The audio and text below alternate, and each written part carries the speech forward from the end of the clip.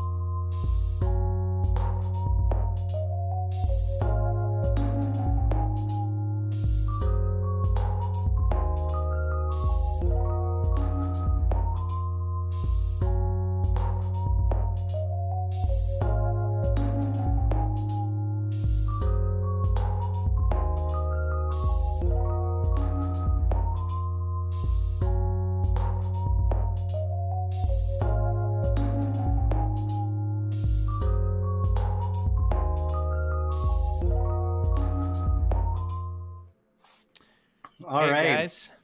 Oh, yeah, okay, yeah, sure. Go No, no, go no, no, ahead. No, no. go ahead, Kevin. Go ahead. Go ahead. Happy Friday, everybody. We are back.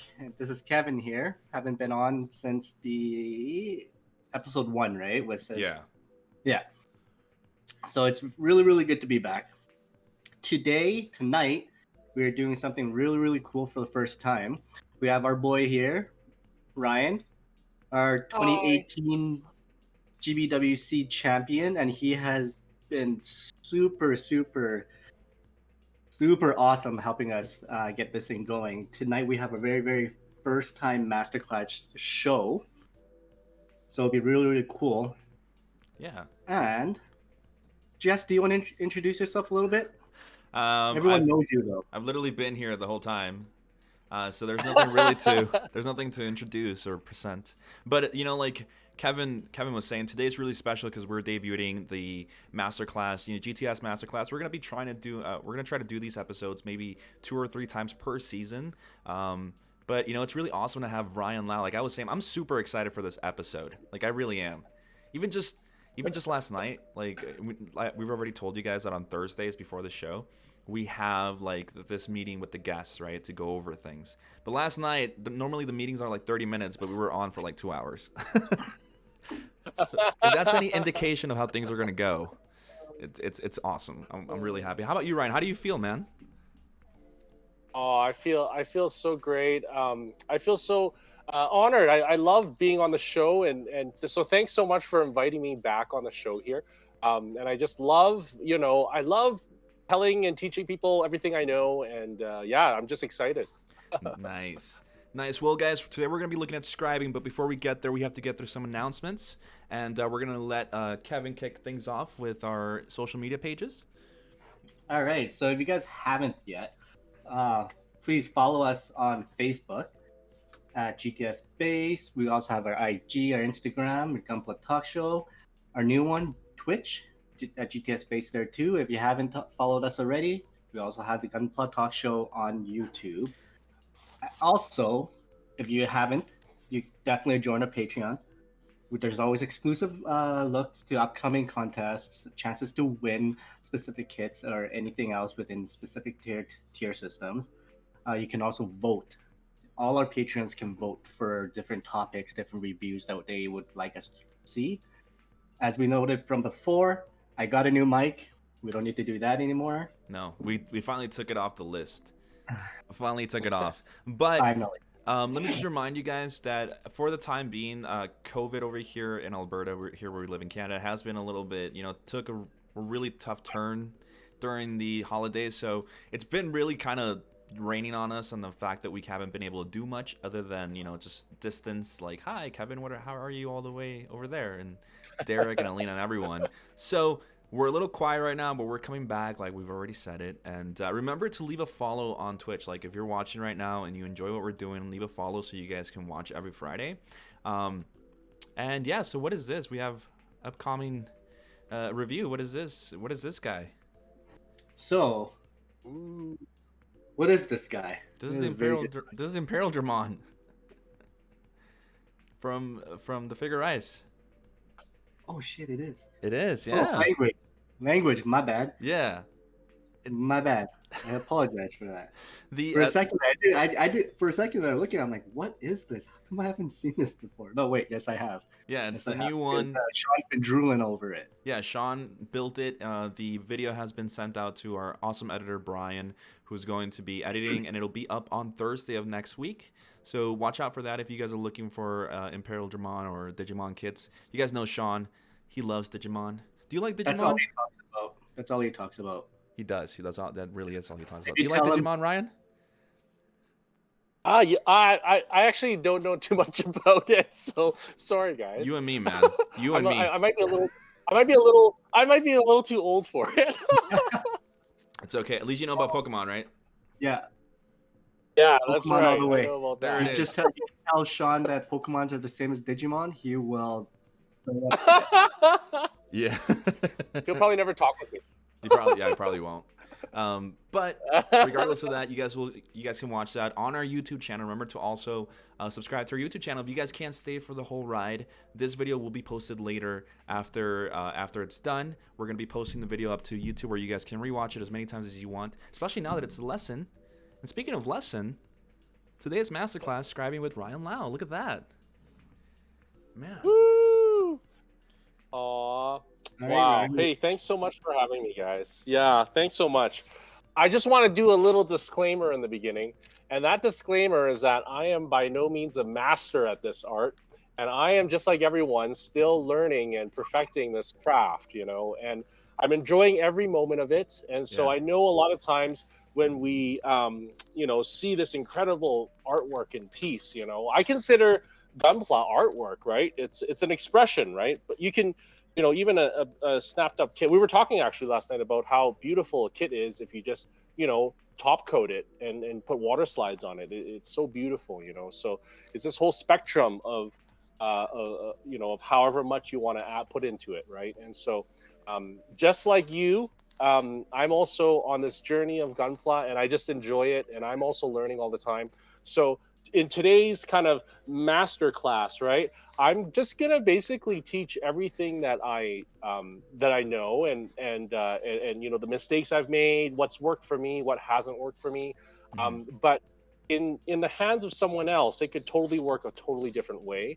Or sometimes people might have different strategies as well too, and how they approach to scribing, which is awesome, because there's many ways to kind of do scribing, right? And so, Of course. but yeah, I know a lot of people. I know since since COVID and everything, Gunpla's been a lot more popular, and people have been working more on customizing stuff, and it's so exciting to see people get into it and be more interested in it. So that's why I feel so. I just love kind of this whole concept of doing these classes, and so I'm so excited that you guys can tune in and listen in on what we have to talk about tonight. It's always Yeah. it's always so awesome to see how humble you are. I mean, it really is. Like, I know we're all thinking it. We're all thinking it. I know. It's.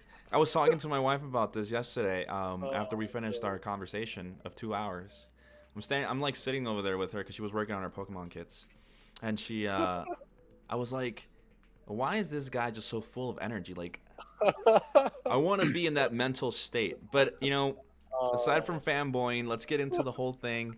We're gonna start off with the general principles of scribing. So, Ryan, the floor is yours. Great. Hey, well, before, yeah, like while we talk about general principles of scribing, there's so much, in regards to scribing. For those of you who don't know what scribing is, right? Basically, it's like scratching or carving in lines into the plastic, that you build on Gunpla.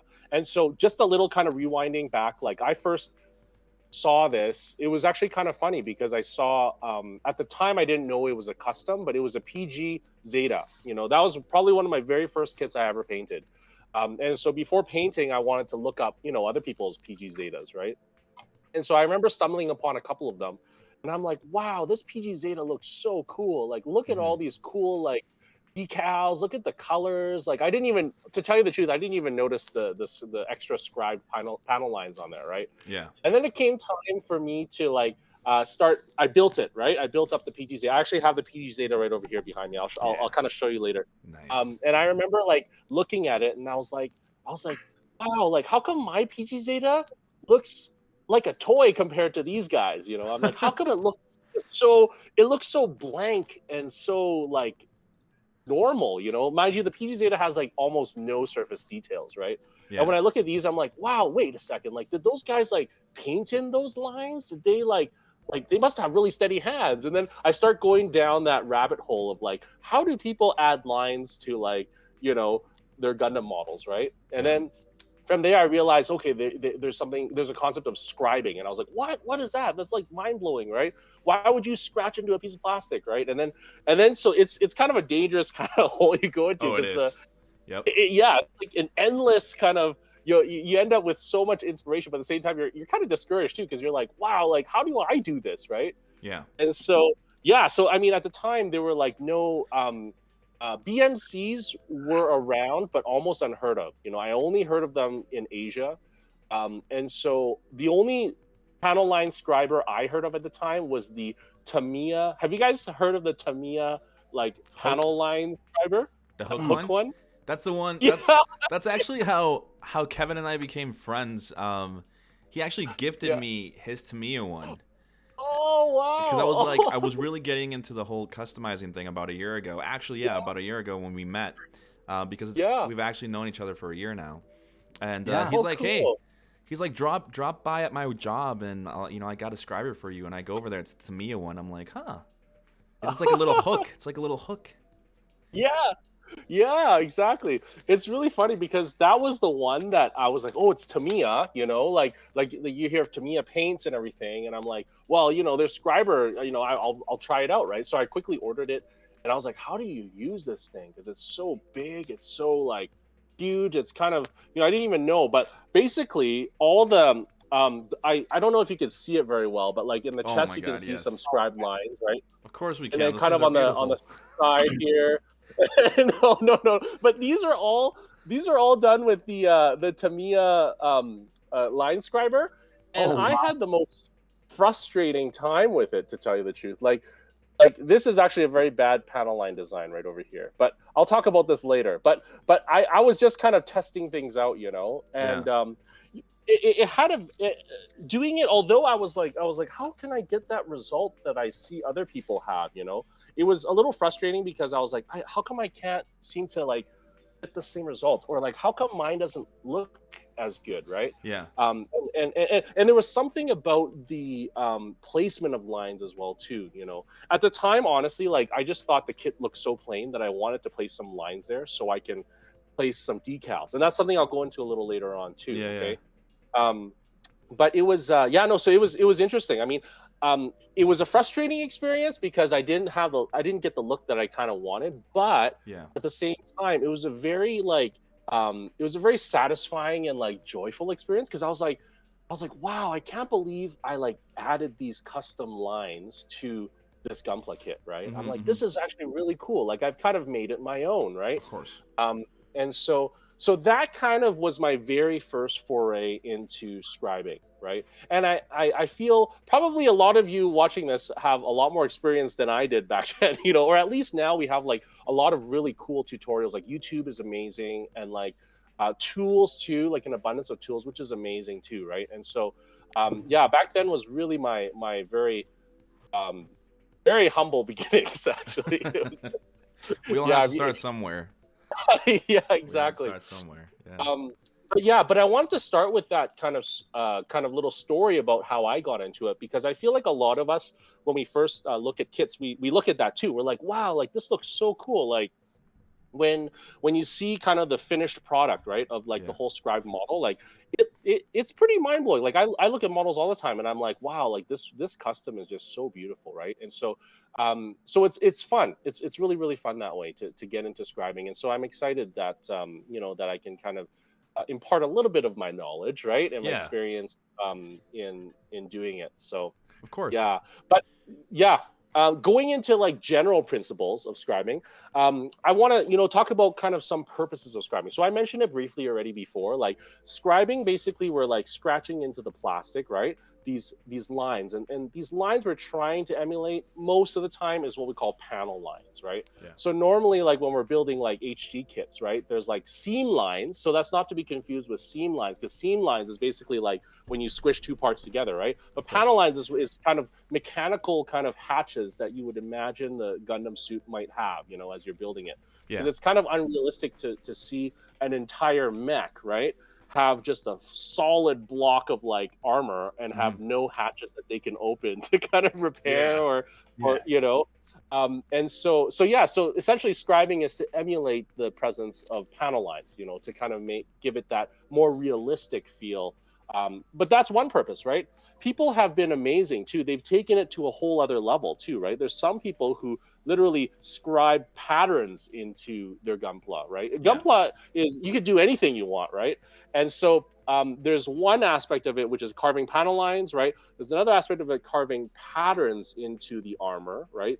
Um, And there's really great examples. Like if you guys haven't followed, like for example, if you guys have Instagram, right? Like amazing technical scribers. So those are people who like are really have a really good eye for like panel line design and to create scribing, to create panel lines and to create additional almost appearance of additional armor pieces, you know, Yeah. but it's all carved into the plastic.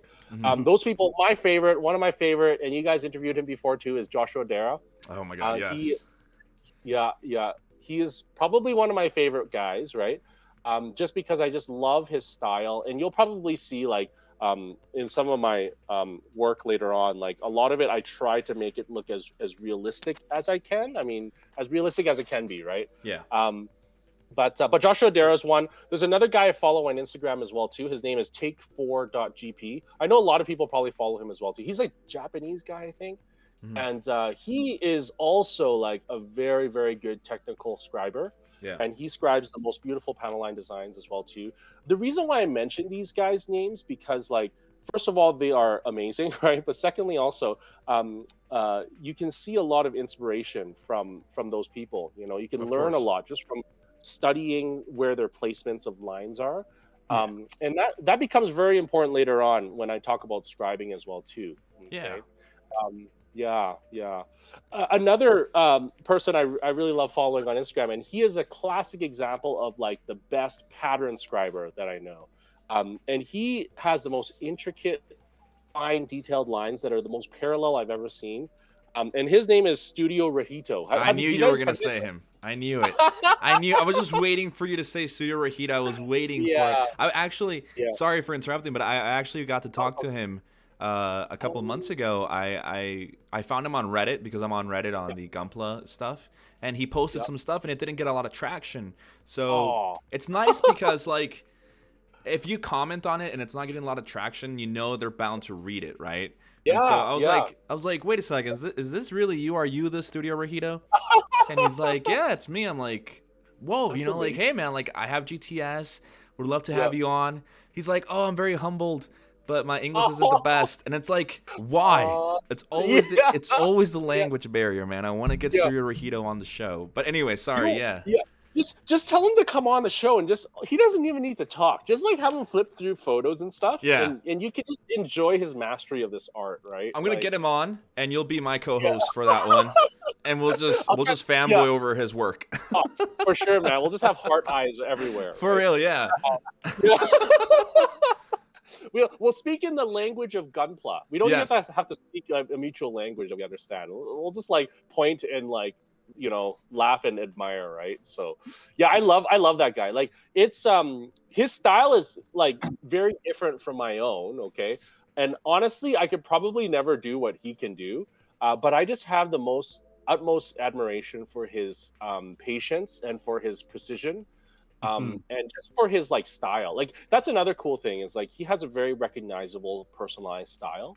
And so yeah, no, it's just amazing. So yeah, he's like a classic example of the perfect like pattern scriber, right? Some other examples of pattern scribers is like, for example, I think it was 2019 GBWC's world champion, the China entry. Have you Yeah. guys seen that one? Like, it was Yes. the one with koi fish, and then Hmm. it's like the Yes. Exia, the Yeah. big Exia. And if you look closely at a lot of the armor panels, they have like that classic kind of Asian armor, like with the curved kind of style. He like carved all those in, Crazy. and by hand, and so he carved a lot of patterns Yeah. into to the armor, and so it's a very stylistic expression as well too. So scribing into that whole other level as well too. Yeah. Um, one less common, well, I shouldn't say less common. I would say more old school scribers or old school modelers it'll be so familiar with them, or even resin guys. Guys who do a lot of resin, and that's basically scribing to improve existing details. Hmm. You guys have Frosted Snow, right? Like Sharon, right? Like Yes. she does a lot of resin. Her and Cookie, right? They do a Yes. Yeah. lot of resin, right? So Yep. like I love her tutorials of like priming it first and then rescribing all the details, and that's how they achieve such crisp details. If you look at their work, right, it's so crisp and so fine and so clean, Yeah. right?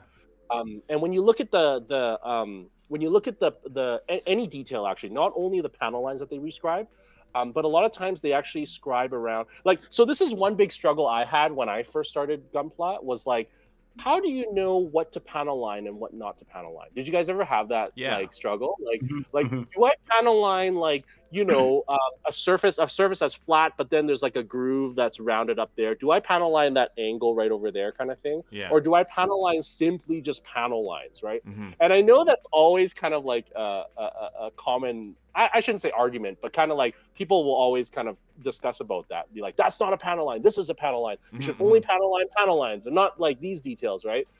But a lot of times, like it actually can bring out a lot of extra detail. If you think about an armor piece, right? Like if there's an armor piece that's like flat like this, but then it kind of curves up like that, in like a giant size mech, right? It'd be very, very rare for them to make that as an entire piece, Yeah. because it'd almost be like a vacuum formed metal piece that they would curve. Like And they that would most size. likely, yeah, in that size, exactly, right? Which is like impossible, right? And when they make something like that, most likely they would have actually panels, right? Like one that's flat, right? And one that might be curvy, or maybe the whole curve would be kind of separate from the whole flat side. And then they might like, I don't know, they might like, they'll connect it that way, right? Yeah. I don't want Mhm. to say, yeah, you get what I mean, right? So realistically, like, I mean, you could always argue, right? Like even details like those, right? Theoretically, you could panel line it, but the issue is if you don't rescribe it and redefine those details, when it comes time to panel lining, your panel lining fluid or whatever you use, your marker is not going to stay in that groove, right? It's just going to look like weathering, right? It's going to look Yeah. like a shadowed area, right? And so that is a very effective way of making your kit look super crisp and super clean. And if you rescribe that area there, if you just scribe over top of that detail, granted, you have to be very careful because you don't want to like, ding other areas of the Oh plastic, my right? God. Yeah. Yeah, yeah. But if you rescribe that area and you scribe it just as if it were a panel line, right? Mm-hmm. Um, and then later on, after you paint, after you panel line, and I'll give you some tips later on. I'll show you with one of my examples. It brings out that detail that just makes it look way better, and it also makes it easier for you to mask and paint off if that's a detail you do want to mask off and Yeah. paint Yeah. because of that scribed area. It just makes that transition between different paint colors like so crisp and so clean, right? Yeah. So Of course. so that is one thing that people might not do as much, maybe not with regular Gunpla kits, right? Because as it is, the panel line's already deep enough, but then there's a lot of raised details sometimes that could be rescribed that can redefine it and make it look even cleaner, kind of thing. Yeah. Uh, Of course. yeah. And then finally, one last thing with scribing is you can also use scribing to cut through plastic pieces. So if you want to, we were saying before about panel lines, right? You can create like an entire panel line design, and you can actually scribe through the entire plastic and break off that whole piece and make it an actual panel that opens, right? Or raised, or maybe even like, you can even do some armor trimming, for example. So you could shorten or create a little nook in the armor kind of thing, right? And so scribing is actually an amazing way of cutting out detail, and I'll show you that later as well too Of in one of course. my models.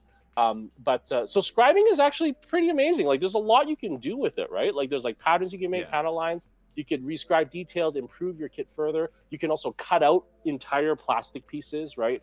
My only disclaimer with using scribers to cut out plastic is that it can wear away the sharpness of the scriber quite a bit. So, I by all means you can totally do that, but like I always have my one scriber that I use to cut through plastic, and then another one that I use for like fine panel line details. Yeah. Because you don't want to like dull out your scriber before with cutting out this piece, and then afterwards when you're working on a panel line, it just slips because it's not sharp enough, kind of What? thing, How do right? you? So. How do you feel about that, Kevin? I'm gonna cut out plastic pieces with your BMC chisels that you let me borrow. Go ahead. I'm just gonna dig straight through them, just be like, Just hold it like a knife, just like. yeah. Wait, we've seen videos. We've seen videos of people like, it's cringing when you see people use fibers that way. I've never seen anyone use so much pressure. Yeah, like you can hear it like. Exactly. Ooh. Yeah. Yeah, yeah, yeah, yeah, The thing, yeah. the thing is, and I think it goes without saying that I think scribing for a lot of people, and it's a good thing that we're doing the class right now, is because for a lot of people, scribing is one of the most daunting tasks or skills to learn when it comes, because it really hurts as a person. And I know, because I experienced this, and I'm glad that Kevin is here and he's the one who put this together, because Kevin's the one who taught me how to scribe. And it's just, it was so cool. scary when I saw him put his scriber up to my Sasabi, and it's just like seeing it be deformed. And it's like, oh my God, I'm scratching this plastic, and it's daunting.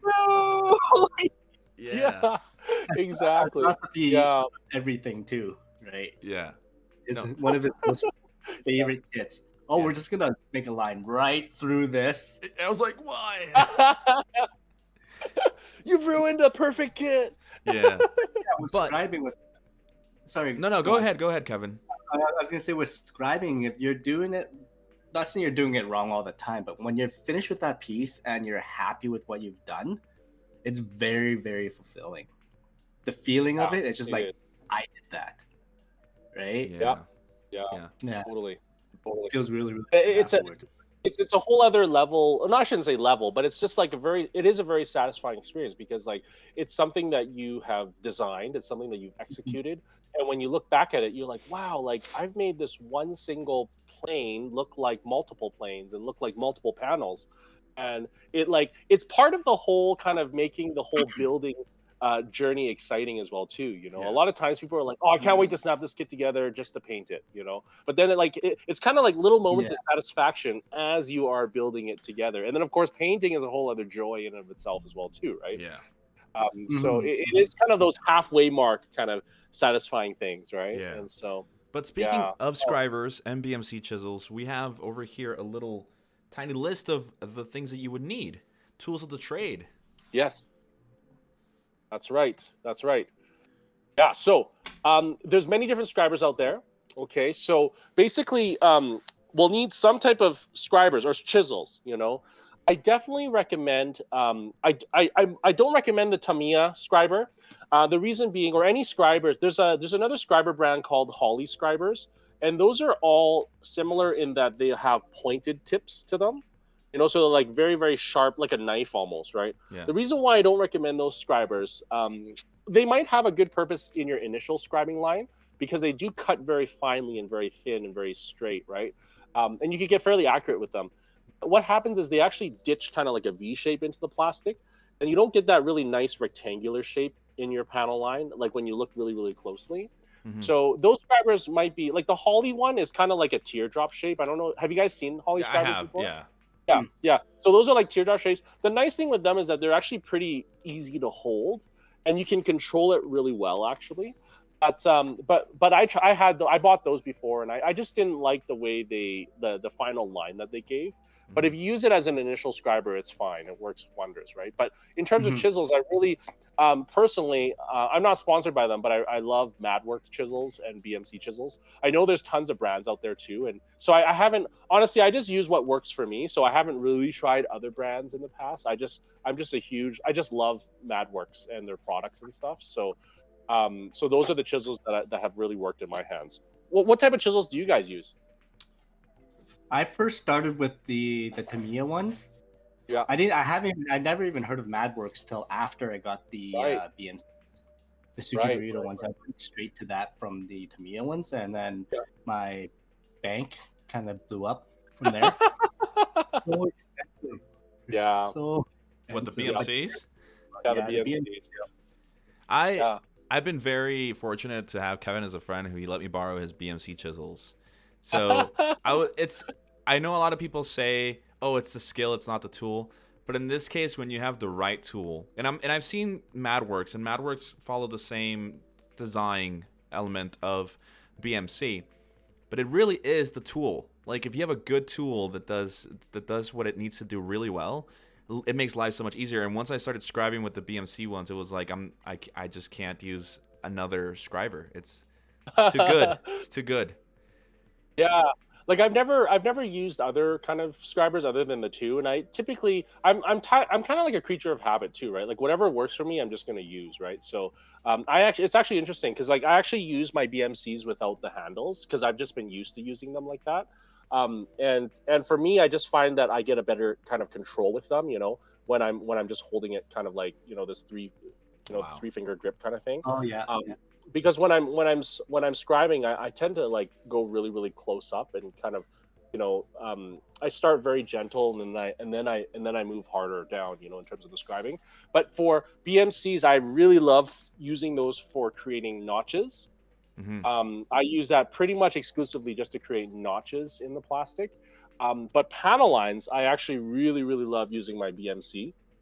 The most common question I'll have is, well, what chisels do I get? Because they have all different sizes and widths and everything. To answer that question, I can give you a general guide, but honestly, it comes down to your own taste, right? Of But course. generally, 0.15 millimeters is my go-to for all panel lines. Anything from high grade to master grade, I love the 0.15 millimeter width chisels. Yeah. Um, a point two can also be used on a larger master grade. I probably wouldn't use point two on a high grade, but it's not a big deal. Like if you think about it, it's only like 0.05 millimeter difference, right? But it's a So big difference when you put it on the plastic. You can actually tell. that's right. And the reason why is because a lot of times when you look at a panel line in a big mech, right? Now, okay, so I'm speaking it as if these are real life walking mechs kind of thing, just because that's just what I enjoy looking and seeing, right? Of But course. by all means, like you can feel free to experiment with any widths you want, right? But for me, I find 0.15 typically is the best average, right? For HGMG. Point 0.2 is probably what I would use on a PG. You could even use bigger if you wanted to, but I really like the look of point 0.2 on PG size kits.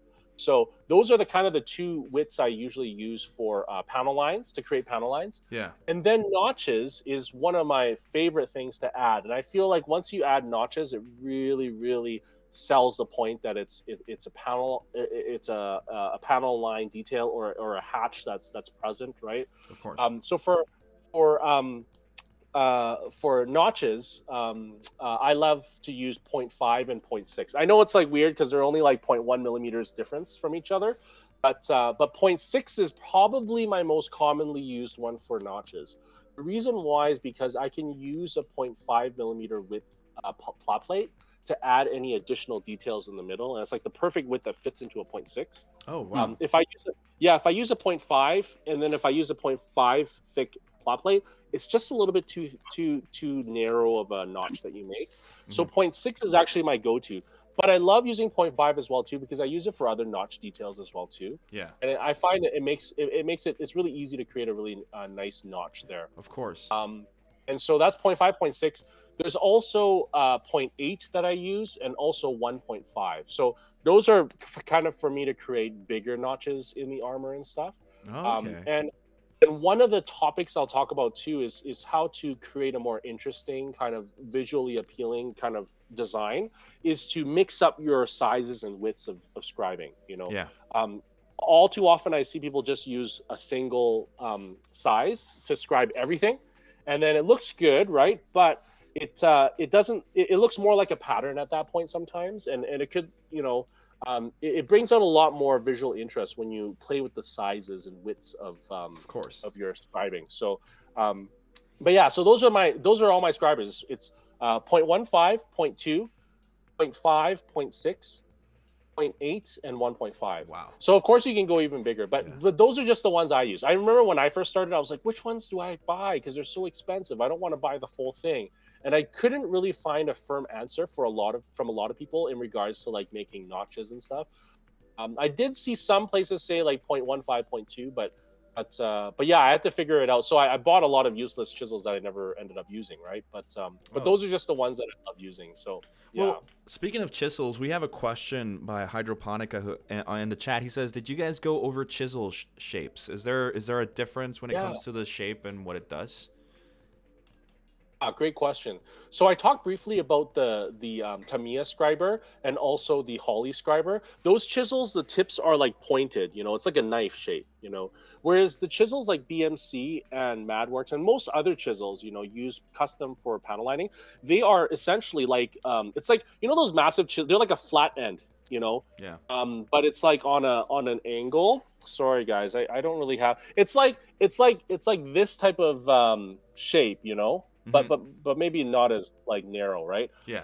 But that creates a rectangular notch when you're carving, and so it creates a really nice clean panel line. Um, Aside from that, Madworx makes their chisels like blades, okay, that you stick into just an Olfa knife holder, okay, so they're just kind of like scalpel blades, right? And so that's how Madworx does their chisels. When you go bigger in size for Madworx, then you'll need a pin vise to hold some of their tips. So Yeah. um, they'll let you know, what size. I forgot what size. I think it's like 0.6 and above or something, or Yeah. I don't know, but then you need a pin vise to hold it. Yeah. Whereas BMC chisels come in this metal kind of shaft, um, just like that. And then they come with additional holders that you can kind of just slide into place and tighten.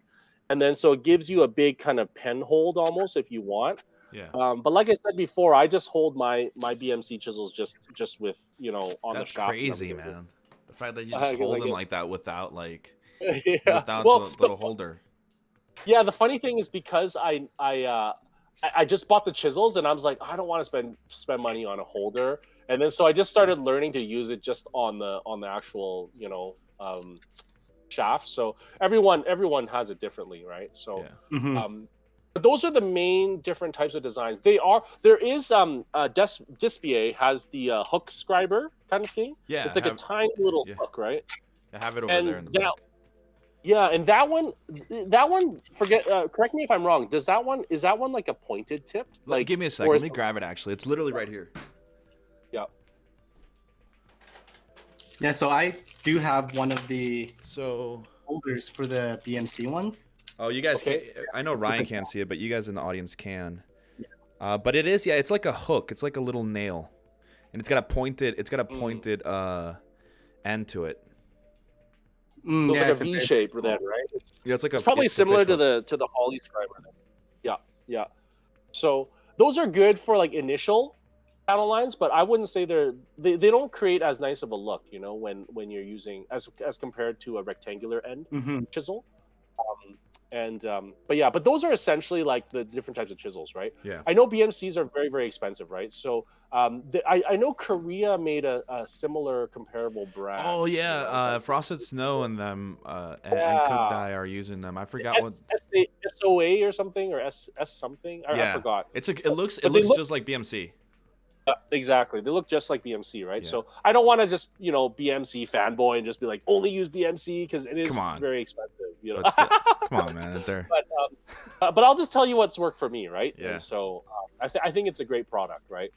And they do last a long time, right? A tip with BMCs though is that pardon the pun too. A tip is you want to make sure you examine the tip of your chisels, especially in the well any size really, because a lot of times the tip of the chisel, especially the corner or the edge of the chisel, can be cracked or chipped a little bit. So Mm, that will severely affect the way how clean your scribing line is as well too. yeah. And so a lot of times people will be like, I don't get a really clean rectangular, corners when I'm scribing these notches. It could very well be that the corner of your chisel is chipped as well too. Yeah. And that sucks, right? Like if you drop it or sometimes if it's just overused, it can kind of chip. I know Madworx come out with their tungsten brand of chisels that last way longer and are really really sharp. So those ones work really really well too. So, Yeah. but there's all different types of chisels out there. Of Yeah. course. Um, Quick here. We got Han here who says, "Got a question. What's the best way to use the scribing template?" And just real quick, Choco Falcon is in the chat. He says, "Lol, you will oh! end up buying everything and some extra." When it comes to just when you were talking about buying things, but yeah, but Han wants to Yes. know what's the best way to use a template, because I do have templates that were gifted to me Yeah. by a good friend of mine, Paul. But I Yeah. just can't seem to really use them. I feel like Yeah. you need They're like not something stable, super right? thin. Yeah, they're not stable at all. Yeah. So okay, so that's one of the reasons why I don't use scribing templates is because I've seen a lot of people use them with actually a lot of success, kind of thing. But for me, I find it really really hard because for me, one of the number one things in making as clean of a scribe line as I can is to have a very very stable bracing tape or foundation in which you do your scribing line. I know a lot of people who use templates, the really really thin metal sheet templates. and they tape it on the piece that they're trying to scribe, and they really secure it in. And they might just gently do a scribe, say if it's an oval or or whatever design it is, Yeah. and they just gently kind of scribe over it over and over and over, and then they take the template off, and then they just kind of go over top of that area there, right? Me personally, I find it really, really difficult to stabilize those templates.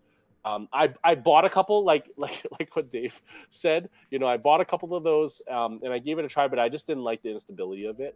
And so I've never actually used scribing templates. I know they do make tape, scribing tape, which is kind of the next thing that we're talking about, with actual angles on them and like pre-designed kind of lines, which is really cool. I've never used those before, or especially ones where it has a specific size notch that you can use to like put over. Those probably work really, really well. So and those are super stable. So I think those type of templates are definitely much better than say the one that you would get with just like a metal thin ruler kind of thing. Yeah, I have some of those from Gun Primer. I haven't used it yet because I don't have my chisels.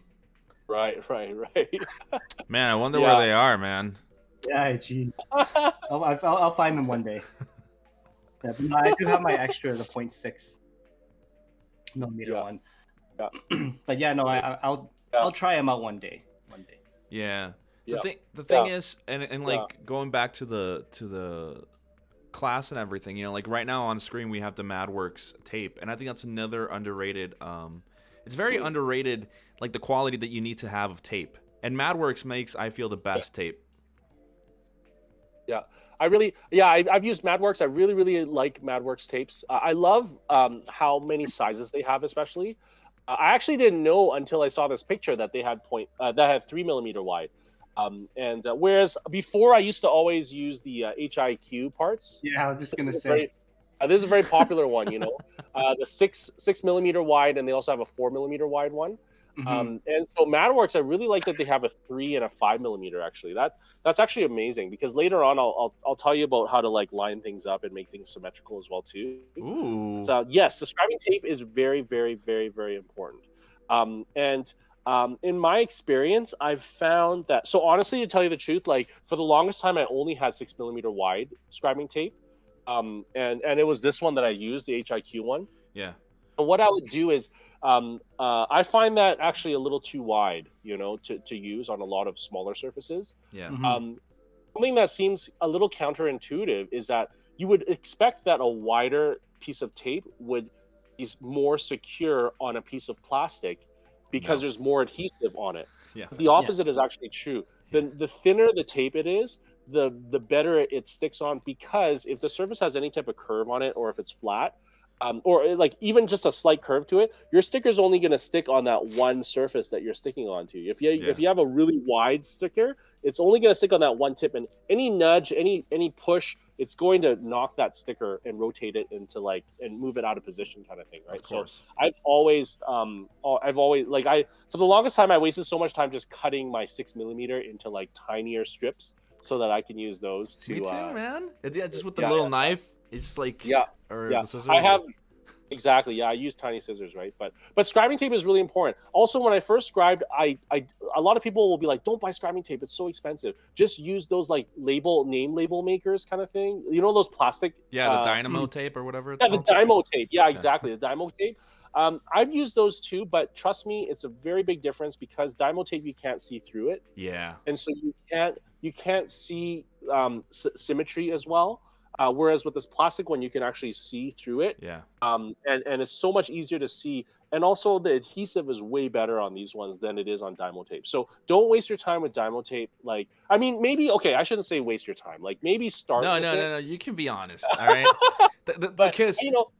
Because you're saying what so many people have said to me, because I remember somebody mentioning Dynamo tape to me and saying, hey, use it. I was going to buy it. I asked everywhere, and people were like, no, stop. The most important thing is that you can't see through it. And the fact that you can't see through it just makes it the worst thing you could do to yourself, because you can't align things. You can't see symmetry. You can't see this. So that's right. Don't waste your time. Pretty much scribing blind. Yep. Don't waste your time. Don't waste your time or money then. Yeah, there it is. Just say it, man. It's okay. Yeah. So yeah, no, scribing tape is really, really important. And then of course the mechanical pencil is really important. Sandpaper is really important. Ruler is important. And tweezers. Tweezers are really, really important because you can't touch this scribing tape with your own fingers because it's going to mess up the adhesive and Yeah. it's not going to stick as well. So I always use tweezers, and I use like the super fine ones, like the pointed tip ones, Yeah. to help, Yeah. and so I always position those with that, and I make sure it's a fresh, piece of tape that I cut. I try not to pre-cut tons kind of thing because it loses it. Another thing is once you start scribing and you're sanding, it creates a lot of dust. The dust will stick onto the underside of the tape, and it's going to ruin the adhesive, obviously. So, Yeah. so that's another reason why I don't just leave, pre-cut tape out and stuff like that. I always cut a fresh piece of tape for every line that I do, kind of thing. It's So, unforgiving. It's unforgiving. The tape is very unforgiving, hence why I'm like, it's underrated. You need to have some good scribing tape. Because I remember when I first started and Kevin taught me, I remember telling Kevin, I'm like, dude, the scribing tape, I touch it once with my finger, the oil in my finger will just completely destroy the adhesive. I'm like, what am I doing? What am I doing, man? yeah, exactly. So that's really, really important. So, yeah. So now we're with the 10 levels of scribing. Here we go. Yeah. Okay. So just a little backstory on this too is I don't know how many of you guys seen YouTube Wired channel, but they do this series where it's like 10 or however many levels of whatever. The first one I ever watched was, I forgot how many levels. It was like, I don't know, like 12 levels of skateboarding, and Tony Hawk was like teaching each different level, and he would start off with the most simple level 1 skateboard trick, and then he would build on that and basically explain increasing levels of complexity in whatever trick and why that is the case, right? Yeah. So the reason why I found that really fascinating is because it really helped break down the steps of skate. I don't skateboard. Yeah, I actually really suck at it. I can't do any tricks on the skateboard. But for some reason, I was just so drawn to it because I was like, it made me feel like almost as if I can master step 1 or level 1, then I can start mastering level 2 and then 3. And then, eventually when it got up higher, it was like impossible, right? Because it's like, I forgot how many rotations, like 1080 flip or whatever. And, but anyways, but I really appreciated that. So I kind of wanted to do a similar type of concept of 10 levels of scribing. Yeah. And the whole purpose of this is to kind of break down simple scribing designs or components, right? Yeah. But just to also show you how you can combine a lot of them later on, right? To create a little bit more complex, interesting scribing designs. Okay. I'm not. One of the main questions will be like, how do you design your panel lines, right? That's probably the biggest thing people will ask, and I'll try to get into that a little bit later. But this one here is simply just showing really simple from level 1. I shouldn't really say level 10 is like the most complex either, because you can argue that like, if you combine all these things, then it's going to be like level 12 or whatever, right? But it's just kind of for purpose of discussion here. I also want to do one disclaimer as well too, is that scribing is only one way to mod your Gundam too, okay, or your model. It's also very it's fine if you just want to do scribing, right? Scribing is really good because you can add like water slides. The original purpose I wanted to learn scribing is because I wanted to add a water slide in somewhere. And it's important when you're doing scribing to think ahead too of where you might want to place certain water slide decals, because it makes that scribing that much more realistic and convincing. If you scribe a line and if you place a decal to position it relative to where your scribed line is, it just sells the whole kind of panel line concept as well too. Yeah. So it's very important when you're scribing to think of where you're going to be placing your water slide decals.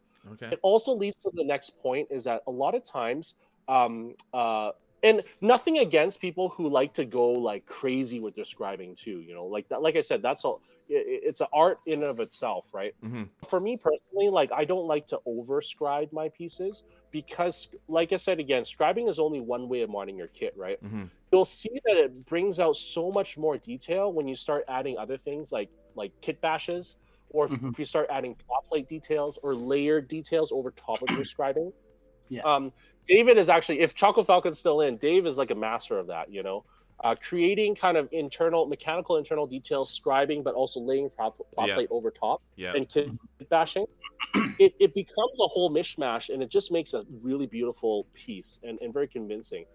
So it's also important to recognize that, because some people customize their, and like I said, I don't want to be like the customizing police here, but like some people just do scribing and they scribe their kit with tons of panel lines, right? But then they kind of forget, like, okay, well, when it comes time to doing water slides, they're like, oh, well, where do I put the water slide? Like I've panel lined this whole piece, all panel lines already. There's no space for water slides, you know? And or sometimes they might be like, I'm going to put a water slide in every corner I see, you know? Yeah. And then that makes it look too busy, right? Of course. And so so those are some things to keep in mind when it comes to panel line designing.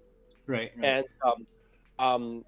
one last thing I want to talk about too about panel line designing before I go into the levels of panel lining scribing is that there are 3 general rules for panel lines. Okay, you don't have to follow it. You can break the rules, but these are 3 general rules that make a more aesthetic looking panel line. The first thing is the rule of thirds. Okay, so we probably heard it in photography, right? Yep. You kind of, things are generally more pleasing to the eye when it's broken down into thirds, right, or into an odd number. Like if you look at a piece, like if you're thinking, I don't know, yeah, but basically rule of thirds. So for example, if you have like a rectangular piece of armor, right, like this. Actually, let's look at level 1. Actually, let's go to the level 1 slide. If you look at that rectangular armor, you've noticed that I probably haven't put that line right in the middle, right? I haven't put it right near the top edge or the bottom edge. It's kind of around where the 1/3 mark is. You could argue maybe it's a little higher, right? But when you place panel lines in either the third or the upper third, the lower third, or something around the 3rd mark, right? Not completely center. For some reason, it just kind of looks a little bit more pleasing. If you think about it too, most of the times the panels probably wouldn't be at the very dead center of the armor piece, because they have to access it, right? Like it's a hatch, right? Unless it's like, sometimes it could be just maybe a tiny hatch that they could open just to push some buttons in the middle of, but it's like a maintenance hatch, right? So so rule of thirds is one of the general rules. Generally, if you design a line that's kind of follows along the rule of thirds, and you could separate this armor piece into thirds horizontally and thirds vertically as well too. Yeah. You know, that's where you can determine where to place your lines, right? And even among those thirds, you could break it down further into thirds as well too, right? And so you can kind of get an idea of where to place your lines there. But the second main rule for panel line design is also you want an obtuse angle. So that means you want 90 degrees or bigger, generally. Like I said, again, like this applies more for more realistic panel line designs.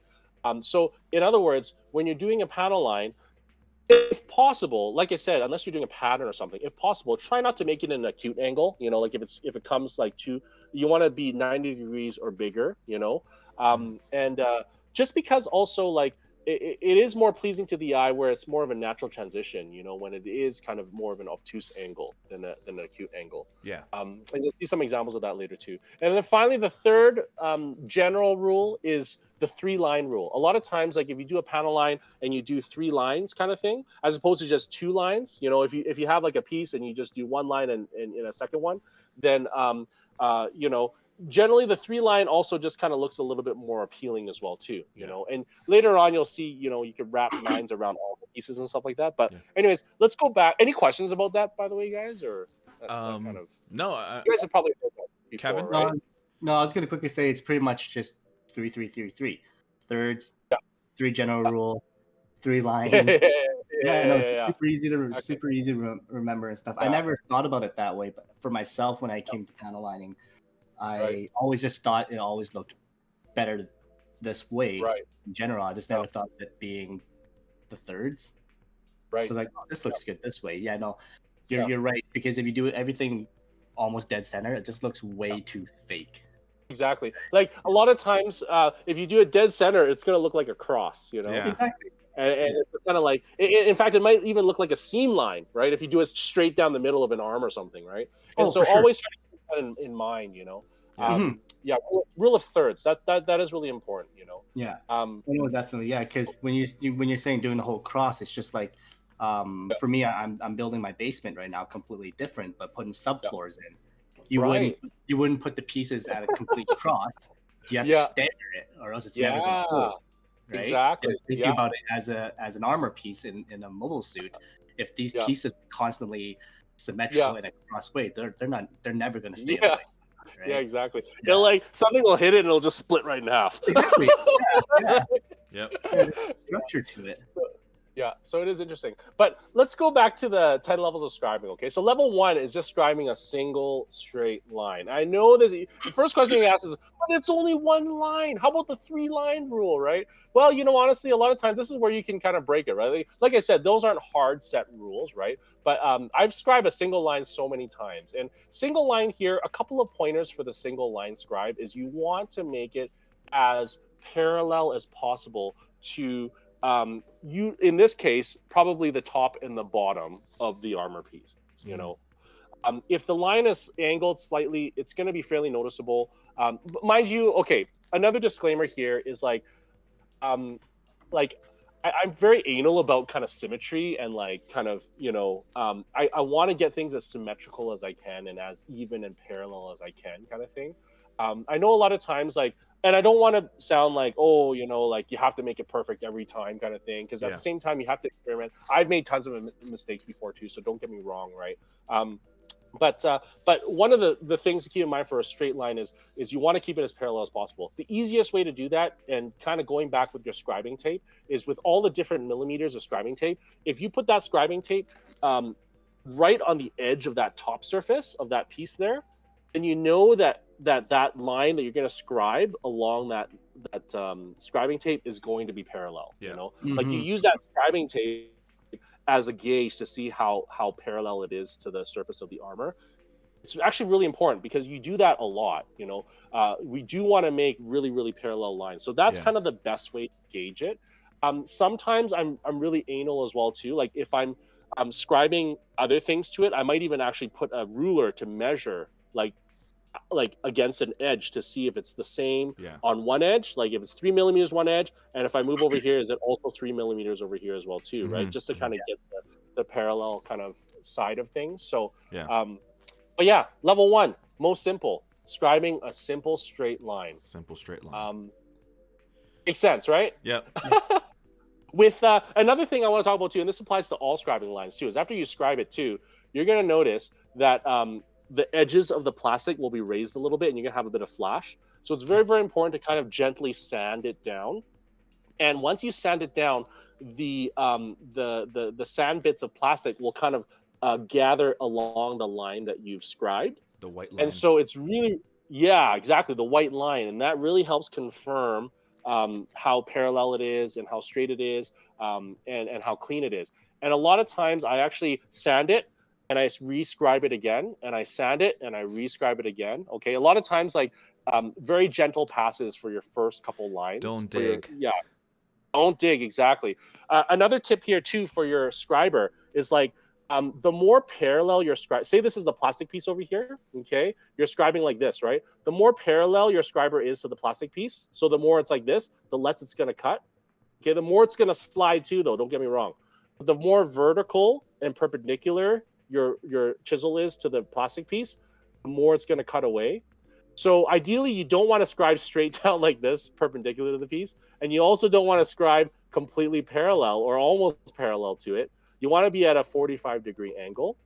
But sometimes, if you're trying to scribe very, very gently, you might even want to be a little bit less than a 45-degree angle.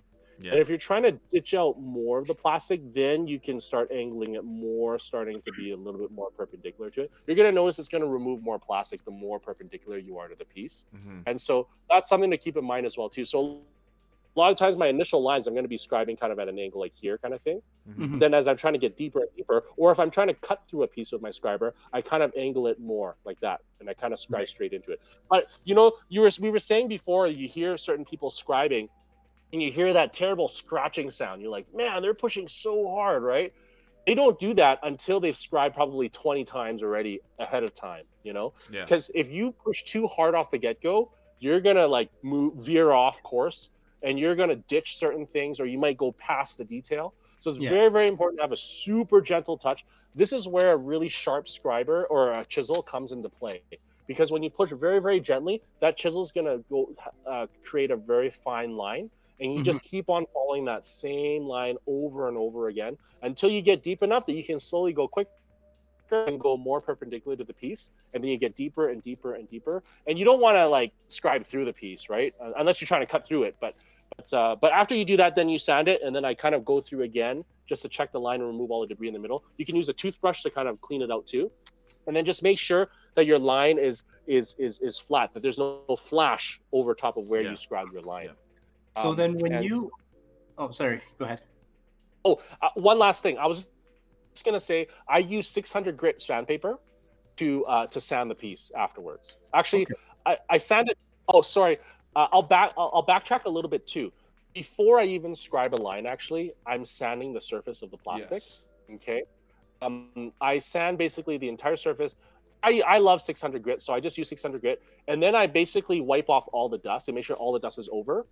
And the reason why I do that is because I do that first so that I can draw with a mechanical pencil my panel line design. And when you draw on a sanded surface, the pencil stays. As opposed to if you have like the smooth, like shiny plastic, the pencil's going to rub away so easily and things will slip a lot more. Yeah. And so I always recommend pre-sanding your piece first. Draw with a mechanical pencil, whatever design you have. And then when you're satisfied with it, then you, once again, you make sure it's all clear of dust. Then you'll notice that the tape sticks better onto a sanded piece as well too. You know, well, actually it's tricky because sometimes on a smooth piece it actually sticks really well as well too, as long as there's no oils on it. I find oils from your fingers rub on the smooth parts a lot easier, and then so the tape slips a lot more. Whereas on a sanded surface, even the oils on your fingers, it can ruin it a little bit, but not too much because there's the grit, there's the grip from the sanded surface that helps hold the tape a lot better. So what was? Sorry, Kevin. No worries. What I was gonna say before is before you start your first line, I know some people do this. I have done it in the past. I always start with kind of like making a pilot hole when you're drilling. I use the 0 blade just to start my line, and then I follow through afterwards with the blades I want to use. Do you recommend doing that? Or? Great question. Yes, I know a lot of people do that. I personally have not, just because in my mind I'm like, I don't want to spend money paying for a 0 blade. Like I'm just gonna go for like the chisel that I want, kind of thing, right? So I in the past have actually not done that. But it is something that's good, you know, like to do the kind of the pilot scribe. For me, it's just I don't know. I guess I've just done it to the point where I just like, you know, I just like the feel of just the scriber straight on that area there. And so for me personally, like I haven't really needed it for a 0.15 with panel line. But by all means, you can definitely use the 0 scriber line. I just don't like to use too many. Like I just have my like 4 main sets of chisels that I love using, and I just kind of use that kind of thing. Yeah. I haven't really used the 0 scriber or the 000 too. I know they have so. And also because I only have like 2 of these handles, I should buy more, I guess. But I don't want to just switch out the 0. The 0 pin one for this one every time I'm doing a line. So for me, I just haven't used it, kind of thing. Yeah. But you're right. That is another technique that people can do as well too before they actually scribe in. So, All right. Level 2. Level 2. Okay, let's move on to level 2. Okay, so level 2 here. So level 2, this is the 3-line one that we talked about before.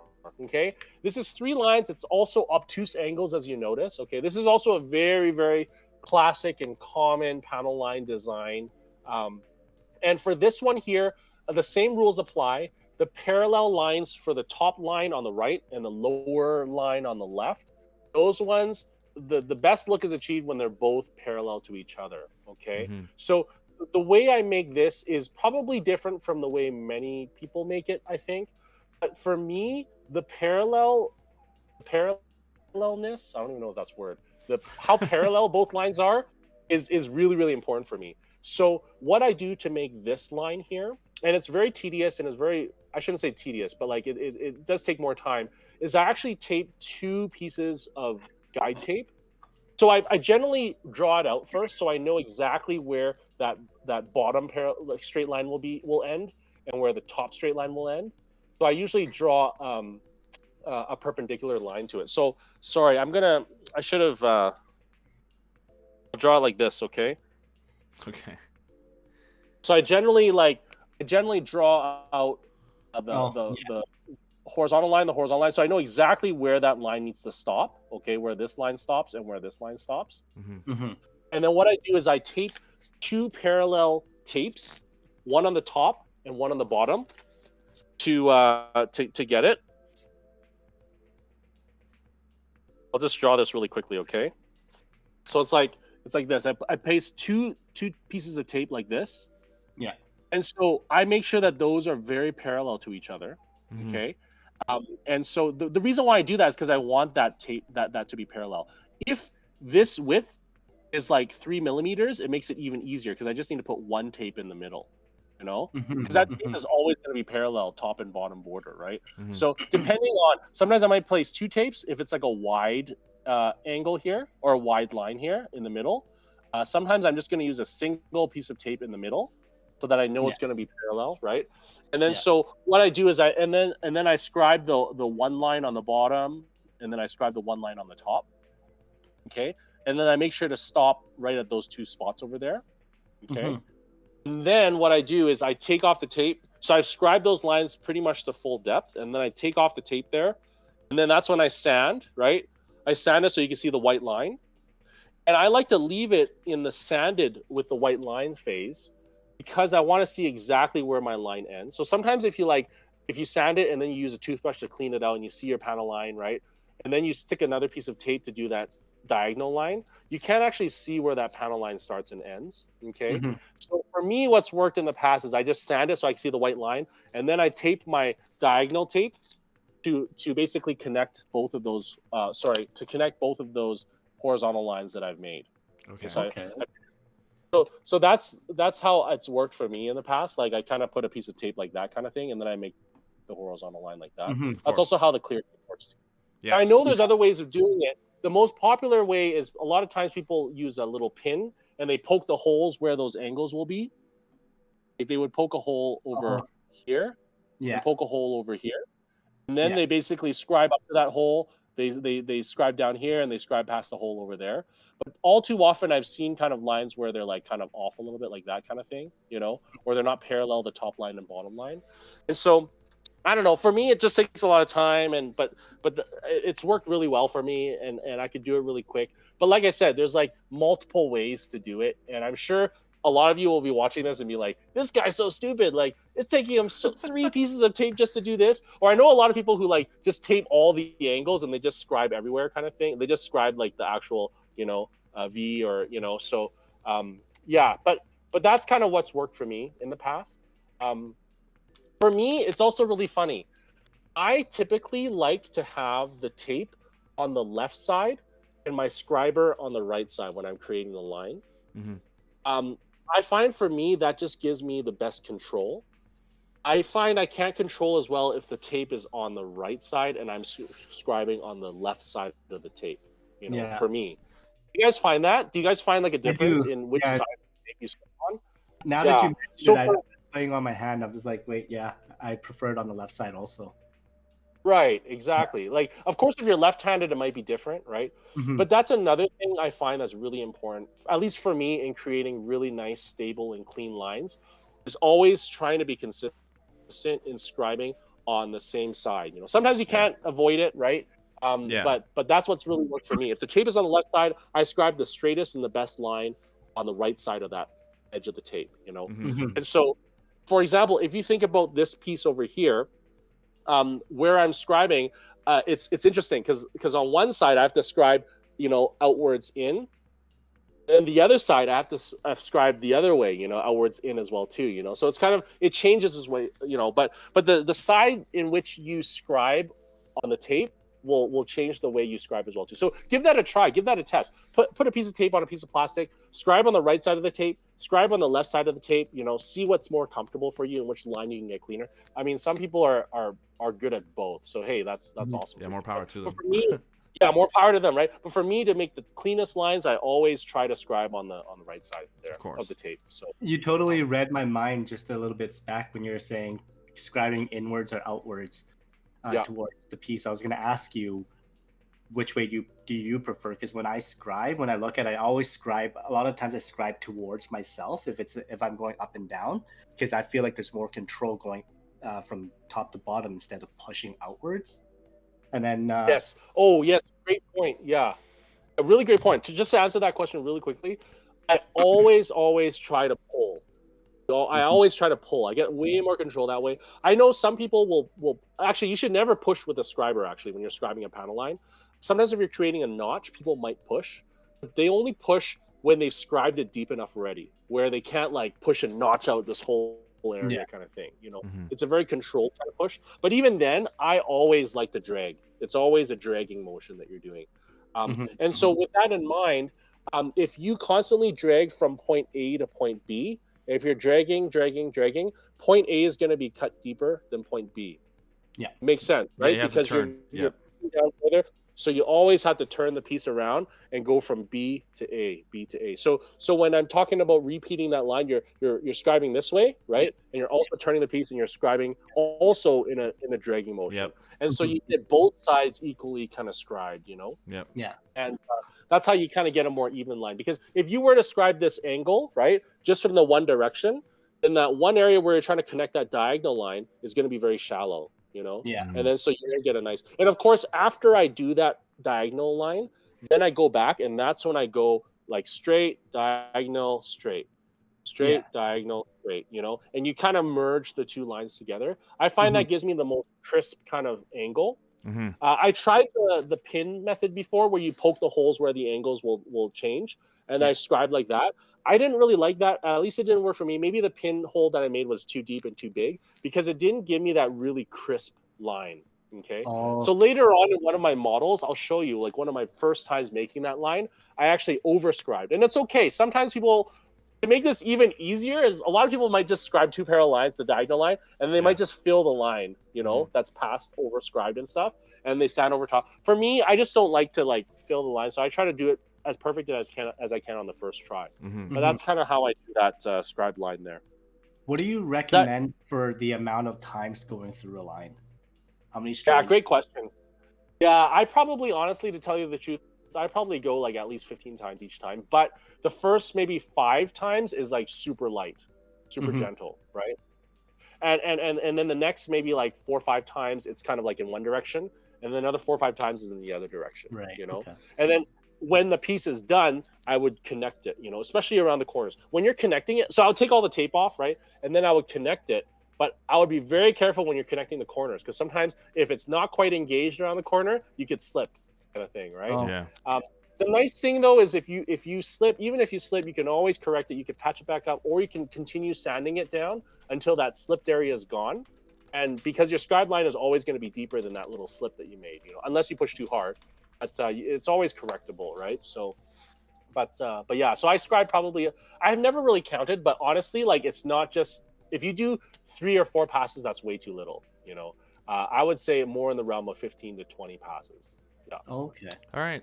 Mhm. Well, we're gonna Alright. go on Okay. to level 3 here, where we start to see Level these little. 3. Yep. Okay, so this next one is the intro to notching. Okay, so the notching is also same thing with everything. How parallel those notches are is also very, very important. So in a case like this, with a notch like this, I would put the tape right down the center of that rectangular piece, and I would notch on both sides, of that tape. You may be wondering, well, you just said that you like to carve or scribe on the right side of the tape, right? You can't really do that if you're doing it on both sides here, right? So one of the hardest things, the reason why this is level 3 is because, like, at least in my eyes, for some people it might be like, that's so easy to do. I could do it without scribing tape, and that's true. Sometimes I'm lazy and I just do it without scribing tape, right? But what I've done in the past, once again, you could argue if this is a waste of tape kind of thing, but I put a tape down the middle, but I also placed 2 thinner pieces of tape along the side. So basically, the notch that I'm creating is bordered by 2 pieces of tape. And that gives me the cleanest rectangular notch I can make. Right. Because I found all too often when you just have the one piece of tape and you're creating the notch on that one side, you can oftentimes curve that notch too much, or you can ditch it and you can end up widening the notch. It's going to look more like a trapezoid as opposed to a clean rectangle. So whenever I can, I try to put 2 pieces of tape on either side of the notch I'm going to make. And that's where it becomes a little difficult to eyeball, because then you're asking, okay, well, if you're making a 0.5 notch, does that mean you have to measure out like 0.5 distance and then put both pieces of tape 0.5 distance away? The answer is, well, no, I kind of move it around a little bit. I don't measure it. I just kind of like eyeball it. I've done it enough times so I know exactly, well, not exactly, but roughly how wide 0.5 millimeters is. And then so I just kind of, I just eyeball it kind of thing. But I find when it's on both sides, creating a notch is kind of you can get the cleanest notch that way, you know. But it is tricky to get the tape to fit on that shorter end of the piece, you know. It's easy to get that middle tape, but to get it on the other side, it's tricky, you know. And so there's some strategies around that. You can cut a thinner piece of tape so that it doesn't hang off the edge, okay, of that piece. As long as it's a thin piece of tape that just tapes right on that edge there, then usually you can get to it here really well. You could design it in a way where you can make that notch not too close to the edge either, so you can have more tape pushing the piece to make it easier to notch. Finally, a third way that's kind of worked for me is like after taping that vertical line and then the two horizontal lines, I do, the two vertical, so the central vertical line and then taping the two on the borders, right? So I have those notches lined up, right? I also put another horizontal piece of tape across it. So it kind of tags down all three pieces of tape, right? And then so that helps hold the whole piece together, right? That's helped too, right? Finally, if that also isn't working, I've been desperate enough to actually use sticky tack. I actually use sticky tack and put it on the side of the armor piece, and then I use a wider piece of tape against the sticky tack because then I have more surface for that tape to stick on, so it doesn't hang off the edge too much. And then so I put sticky tack on there, and then I put the tape on there, and I push it down, so then that tape is pretty secure, you know. And then I can, So you can use any of those strategies to help kind of secure the tape there. But you can probably tell, like, the number one thing is securing the tape there as best as possible, right? So, yeah. Create a notch there. Okay. And this is still partially the rule of three. Yeah. Exactly. And then level 4, we have an actual notch.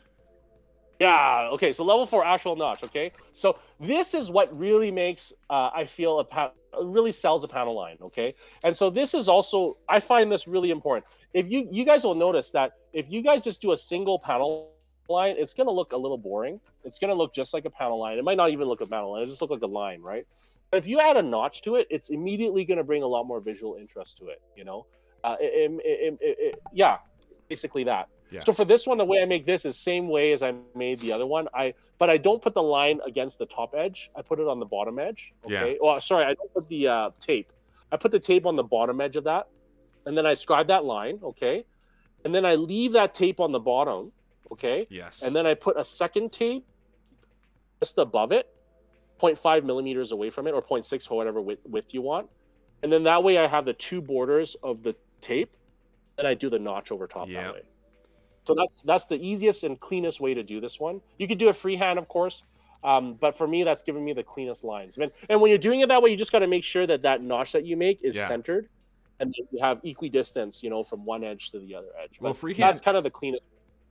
I was gonna say freehand is kind of scary because the way that I do this one, and I just started doing it, like I've only started doing this a year ago, and I started getting more into scribing with my Jesta, which I haven't finished. But I do have these notches, and the way that I did them was how you did them, but I also put two tapes on each side, so that way I can constrain my area that I'm scribing in, and I don't go further. Because you try to do this freehand, it's gonna suck. All right, take that extra minute to secure where you want to do it. Yeah, exactly. I totally agree with that. Yeah, more tape. Yeah, exactly. Like sometimes it might seem tedious to tape all that stuff, but trust me, it's worth it, because the last thing you want is to kind of freehand it and then have it go completely off, and you're like, oh crap, I just ditched my plastic. You can always fix it, right? But it's just nice to be able to do it right the first time, right? So, but yeah, that's the easiest way and the cleanest way to do it. Yeah. Okay. So you heard it all, everybody. Even our sensei is telling us how good he's at scribing. He still takes the safety. So always tape. Always tape, guys. And then we have the level 5 where we have a deeper groove in the middle of the diagonal, right? Yes. So once again, there's many different ways of doing this one as well too, and this one's a little tricky. Okay, so I would still do this exactly the same way. You remember level 2 when I was talking Yeah. about doing that how you did the whole thing.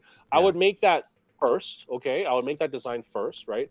But I would pay attention, right? Because if you do that line right in the center, then if you do a notch, it's going to be slightly off center, right? If you do a notch off that line kind of thing, and Mhm. so I'll do it so mindful of the thickness of the notch kind of thing. Once again, I'm being very anal with it, right? Honestly, like when people look at it, they're not going to be like, that's 0.5 millimeters off kind of thing, right? It's not centered, right? Or Yeah. it's not, but like for me, I just, it's something I'm mindful about. So, but anyways, you do that same notch, right? Which we talked about in level 2. But the difference here is after you've done that diagonal line, okay, keep that tape there, okay? So keep that sorry, it's like this, right? Keep this tape over here. Yeah. Okay? Keep that tape there. And then you just put another piece of tape. Actually, here, let me sorry guys, this is like ghetto. We were talking It's about a okay. live demo. No, it's I okay. think It's okay. a live demo would have been so nice, but my setup's really bad. So I'll draw this nicely as I can.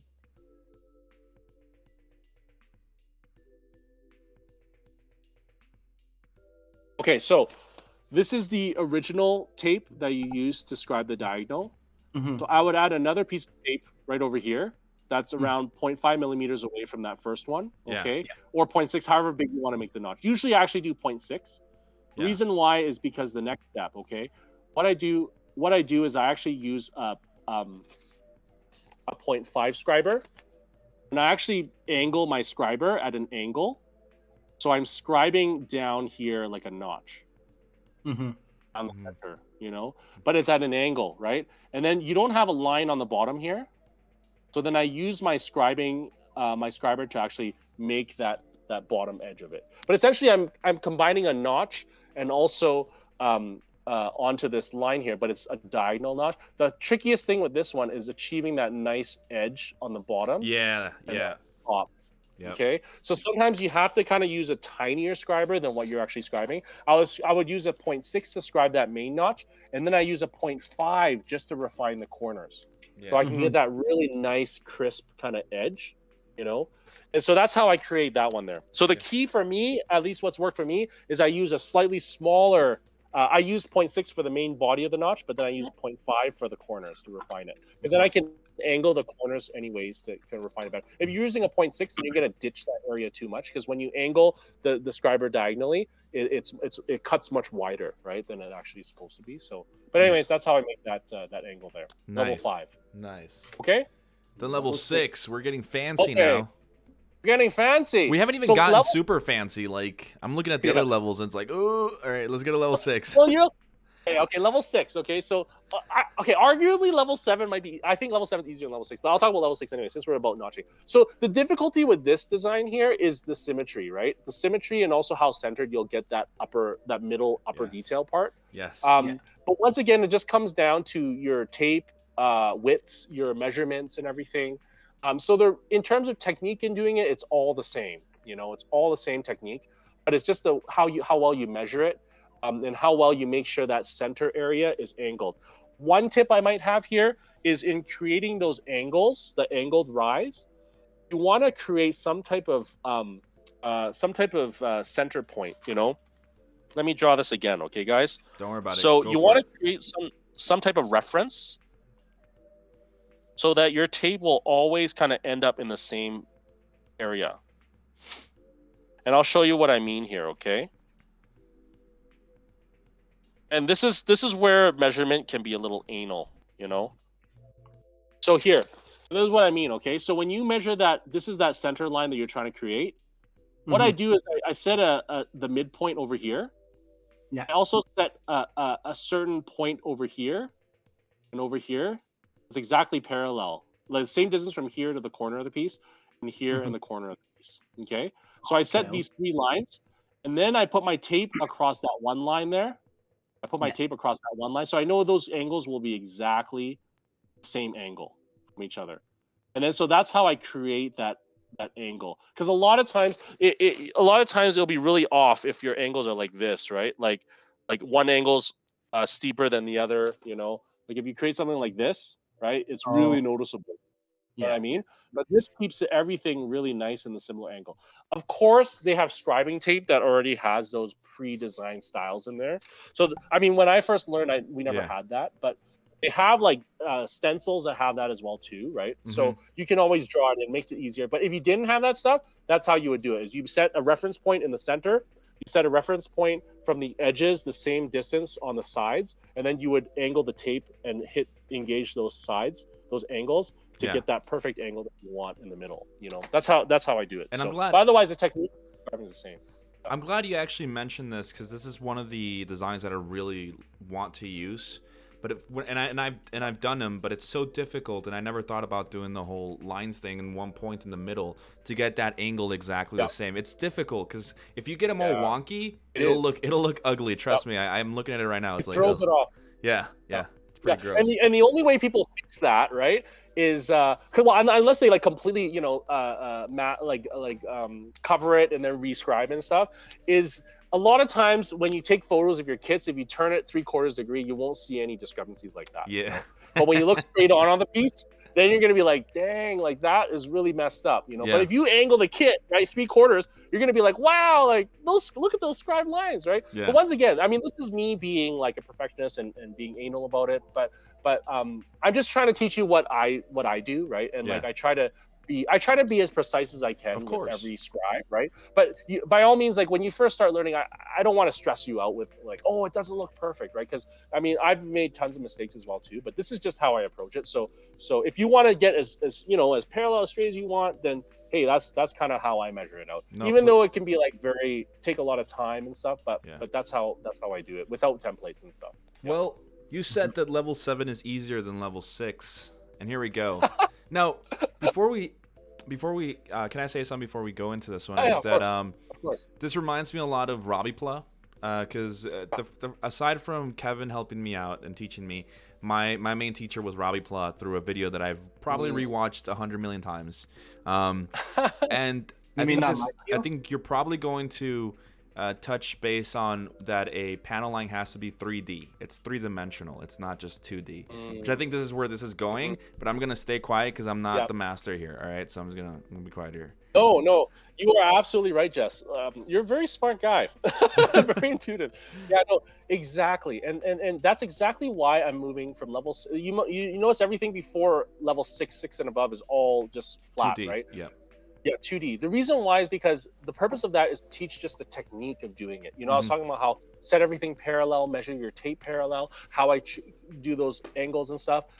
Everything becomes a little bit trickier when we start thinking more in the 3D sense of things. And it comes into designing your panel lines is you don't want to just have a panel line end on the top surface and not continue on the side, That's not realistic, right?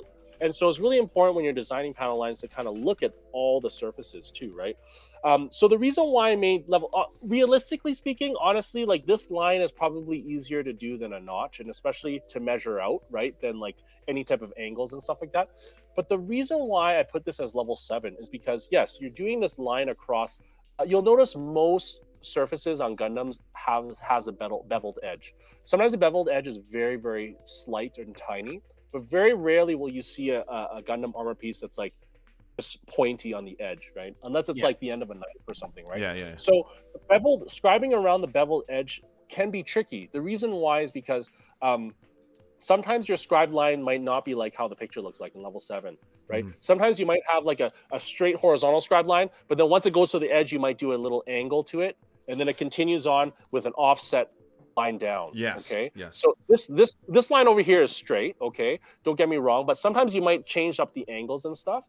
And so putting the scribe line to do a straight line like that, honestly, for me, like I just put one long scribing tape across the entire area and I just adhere it as best as I can. Yes. And then I just scribe honestly from one side down to the vertical part. Yes. Okay. I find that the easiest, but it's really important to make sure that beveled edge tape is adhered well. Sometimes the tape actually buckles a little bit along the edge there. And if it buckles, and if your scriber is going along it, your scriber can buckle a little bit too. So you're going to notice your line is going to be straight all to the edge, but then there's a little buckle and then it kind of goes down the beveled edge, and it buckles again, and then it goes down the side.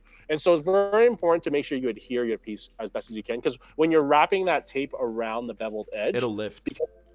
It lifts, exactly. So it's so important for you to secure with your finger. And we talked about that during my GTS interview with you guys. Oh, yeah. How I leave my fingernail long, kind of thing, right? Yeah. I leave, for those of you who didn't hear that, I when I'm serious in describing, I actually like to leave my thumb fingernail long and actually sand the one edge flat, so that I can use that to help brace against the tape, brace the tape against the plastic, and hold it really, really tight. So I hold the tape really, really tight right before the beveled edge occurs, because the tape there will always buckle a bit. Yeah. And then so I focus on scribing my line straight first to that area. Then once I have that line straight, then I push my fingernail on the beveled edge, the tape, and adhere it really, really well. And I continue that line. Okay, I do that like 15 times. Then what I do is I put my fingernail right on that bottom edge of the buckle of the bevel, and then I scribe straight down. And then that way I get a nice straight line. Okay, because if you don't do that, if you just take the line, just curve it around the beveled edge, and you just scribe straight through, it's gonna look messy right around that beveled edge there. That's hilarious. And so sometimes if you want, you can also just scribe the top line and the side line, and then sand those down, and then put another separate tape on the beveled edge, and then connect the two lines together. Okay? That one's difficult.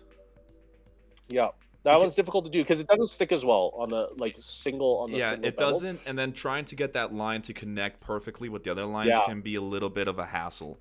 Exactly. Or sometimes what you can do, if you're afraid of that buckling on the beveled edge, you can still have your tape wrap around, but just scribe the top surface. Okay, skip the beveled area, scribe the bottom surface, the sides, the vertical surface, and then take the tape off, sand it, and then put the tape just on the bevel and connect the two lines together. Because you know that those two lines will be straight, right? Because it's off the same tape. Yeah. So that's how you can do it as well too. That's how I've been doing it. Yeah. I was gonna. Go ahead. Sorry, I was gonna mention. So real quick to the people watching. So this isn't the first time Ryan has been on the show. I think this is his third time actually, because he's been on here for his episode in season 1, and then to help out with judging, and then and then now this. But I will always remember the thing about your fingernail. I remember Justin, Chris, and I were laughing our ass off because somebody who knows you in the chat was like, Ryan, literally no one has done that, because you're like, I think you said that other people have probably done it. It's like, no, nobody has filed their fingernail to like a flat edge so they can hold it down. It was hilarious. You guys should go watch that. It's one of my favorite episodes that I've been a part of. Honestly, really cool. Yeah. That was really funny because I remember, was it Justin who was like, wow, Ryan, you modify your body just to modify. Like, you're on another level, dude. You're He's like, that shows your dedication. I'm like, whoa, that shows how how geeky I am. Yeah, that's. Anyway, there you go, guys. You heard it here. You heard it here second, because we've heard it before. Go and do that to your fingernails so you can get to that. So level 7. Oh, real quick too. Choco Falcon says level 8 is cover everything up with plot plate. Lol, that's what he says.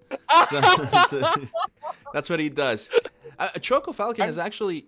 He's an amazing guy. I got to talk to him for a little bit when we were at Kev Models. It was just him and I and Kev Models in our voice chat, which is coming back, guys. So in case you guys are part of the Discord, the voice chats are going to come back. They're actually going to be scheduled. So in case anybody wants to hang out and build together. I know time zones are weird, but we're going to try to make them work. But going back to Choco Falcon, he's actually the one.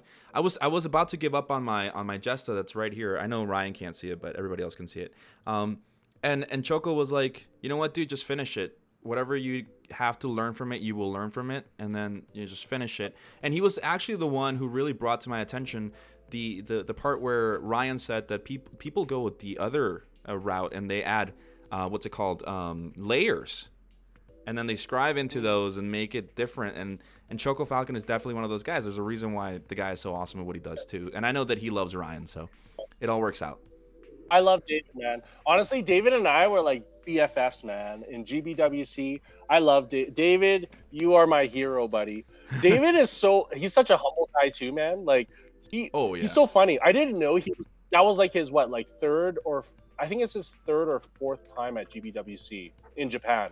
He's won like twice, for sure twice before. And so one of the repeat winners. But anyways, I remember him showing me like, oh yeah, like here, this is another St. Andrew I made. I'm like, dude, I've seen this before. Like your work is amazing. Yeah, Like, yeah, no. I love Dave. I think he's so talented. I think the best part is about you guys in general. So now going to like a more general aspect is the people that I consider masters, whether you guys consider yourselves or not, is I've met people who have been in the hobby for a long time who think they're the best at everything just because they've been around and for a long time, and it's like, no, you're not, and they're not humble about it. As opposed to you guys who are like literal champions who are so humble, including Choco Falcon, including, you know, other people like Joshua Dara, people like Kev Models, people who are really doing things. You guys are just so humble, and it's really flattering and really something to look forward to. So even Kevin over here, Kevin is really quiet and everything, like he doesn't talk a lot right here, but the guy is amazing at what he does, and he doesn't throw it on your face, and I love to see that from you guys, honestly. I've seen Kevin's work before. Very nice. Yeah. Yeah. But honestly, like David is a whole other level here. So David, I'm just talking about scribing here. I'm clearly not as talented in plot plating. So I can only talk about scribing here. Yes, of course. that's all I know. But talking about scribing, level 8 looks wicked. It looks awesome. What's up with level 8? Yeah. Okay. So level 8. Okay. So I know what people are gonna say. Like, wow, look at the jump from level 7 to level 8. Okay, and you're gonna be like, what the, like, how could that possibly be level 8, right? But honestly, like, if you think about it, this is why I like the levels of scribing, because if you think about it, every single thing that we did before, scribing along kind of the beveled edge, right, straight lines, right, these are all straight lines here, and notching. So you see that extra notched area there, there's actually a notch and an extra bevel in there. Okay, those are all basically just creating a notch, but just wider. Okay, so the same principle still applies. The only thing that I do for this is the top edge of that notched area, I keep the tape on there. Basically, I keep the tape everywhere that I feel is going to be the edge of the notch, just to help really control my my instrument. And I don't go crazy scratching at the surface until I've probably, to make this notch, it would probably take, like, I don't know, like easily 40 passes, you know, if not more, you know. And they're like gentle passes too. Okay, another thing that I don't know if people have talked about in the past, but I have noticed a lot in scribing Gunpla is the direction you scribe. There's two different, I don't know how to explain it. If you scribe one direction, say if you scribe left to right, it gives you a different finish than if you turn the piece upside down and you scribe the other direction. You know, it's also left to right, but because it's upside down, you know, it's the other direction kind of thing. So I don't know what it is, if it's in the processing of the plastic, but if you scribe the one direction, there's one direction that always gives you a smoother result. I don't know exactly which direction it is, but give that a test. You know, like when you're scribing in a notch, especially, this is a big notch, don't get me wrong, right? But when you're scribing a big notch like that, do from left to right, okay? And then turn the piece upside down, and then do also left to right, but you're going the other direction, right? And then you're going to notice that you'll get a slightly different finish. But the whole point of it is to try to make that notch as flat as possible, okay? Because you don't want to, once again, you don't want to just constantly notch on the same side, because if you do that, your level is going to be off a little bit. You're gonna scribe more on one side than the other, kind of thing. You know, so you always want to go from both sides, okay? And then even more after you finish it is you want to even go in with some sandpaper just to kind of finish it off, you know, on that bottom surface and also on the top surface, you know. And then after you create that first initial notch, okay, so you'll have kind of a notch down there, right? After you created that notch, then you can also add a bevel. You know, and the way I do a bevel is I just use my 1.5 scriber, and I just kind of go along the edge there, really gently, you know? And then I finish it off with sandpaper. So I know some people like to they could use a marker, like you could use a Sharpie marker on the top surface of that bevel, and on the bottom surface, or sorry, the top surface of the notch, and on the bottom surface. So you use Sharpie marker here, and then so when you use your instrument to create the bevel, you'll remove the plastic and you'll see where the Sharpie marker ends, so you know that your bevel's parallel along as you go. Okay. So some people will use a Sharpie marker on the top and the bottom, like the surface. They just kind of paint in the whole surface, right? And then as they scribe down that edge, they'll see white appear, you know, Of and then they'll course. see exactly how that bevel looks like. Yeah. For me, like I can actually just see it under light, kind of thing. I'm sure most people can. So, and I don't like putting Sharpie marker on my thing right before it doesn't matter because you're priming and painting over it anyways. But for me, that's how I do it. So you draw all the lines first. I draw all the lines, so it's going to be like basically a box that wraps over top of the horizontal surface. And then what I do is I scribe along the line there. I leave the tape on the top. I scribe a notch down, and then I create the bevel. And that's how you create that shape there, that inset. But the beauty with this is that it looks like two separate armor pieces now. You can see immediately how different it looks. Like from a plain piece of like armor, you just created like a whole other armor section, right? Yeah. And so it just creates a really cool effect. I'll show you this effect on my foot. I haven't even shown my model yet, but I want to go through these levels because this is more instructional kind of thing. So then for something like level 8 here, because we all know with built-in Gunpla, a lot of the times you have to do 2 pieces that are the same. How do you transfer this exact design onto a second piece? Great question. So once again, I break it down into steps, right? So my first thing is scribing the lines, scribing the square, right, off the edge. I just make sure that the measurement of those, like between, the edges is all the same. And the width of my square is all the same as well too. And then you're right. That's where it becomes tricky in terms of how deep I scribe that notch, the first notch, you know? I scribe it until when I think it looks good. So the one warning here too is don't scribe it too deep because you might scribe right through the plastic. Okay, it depends. You have to see how thick the plastic is underneath too. So you don't want to create a really deep notch because you could end up like piercing right through the plastic kind of thing, which is fine. I mean, you could create a little vent detail if you wanted to, right? But yeah, I scribe it just to how I think it looks good, and then I scribe.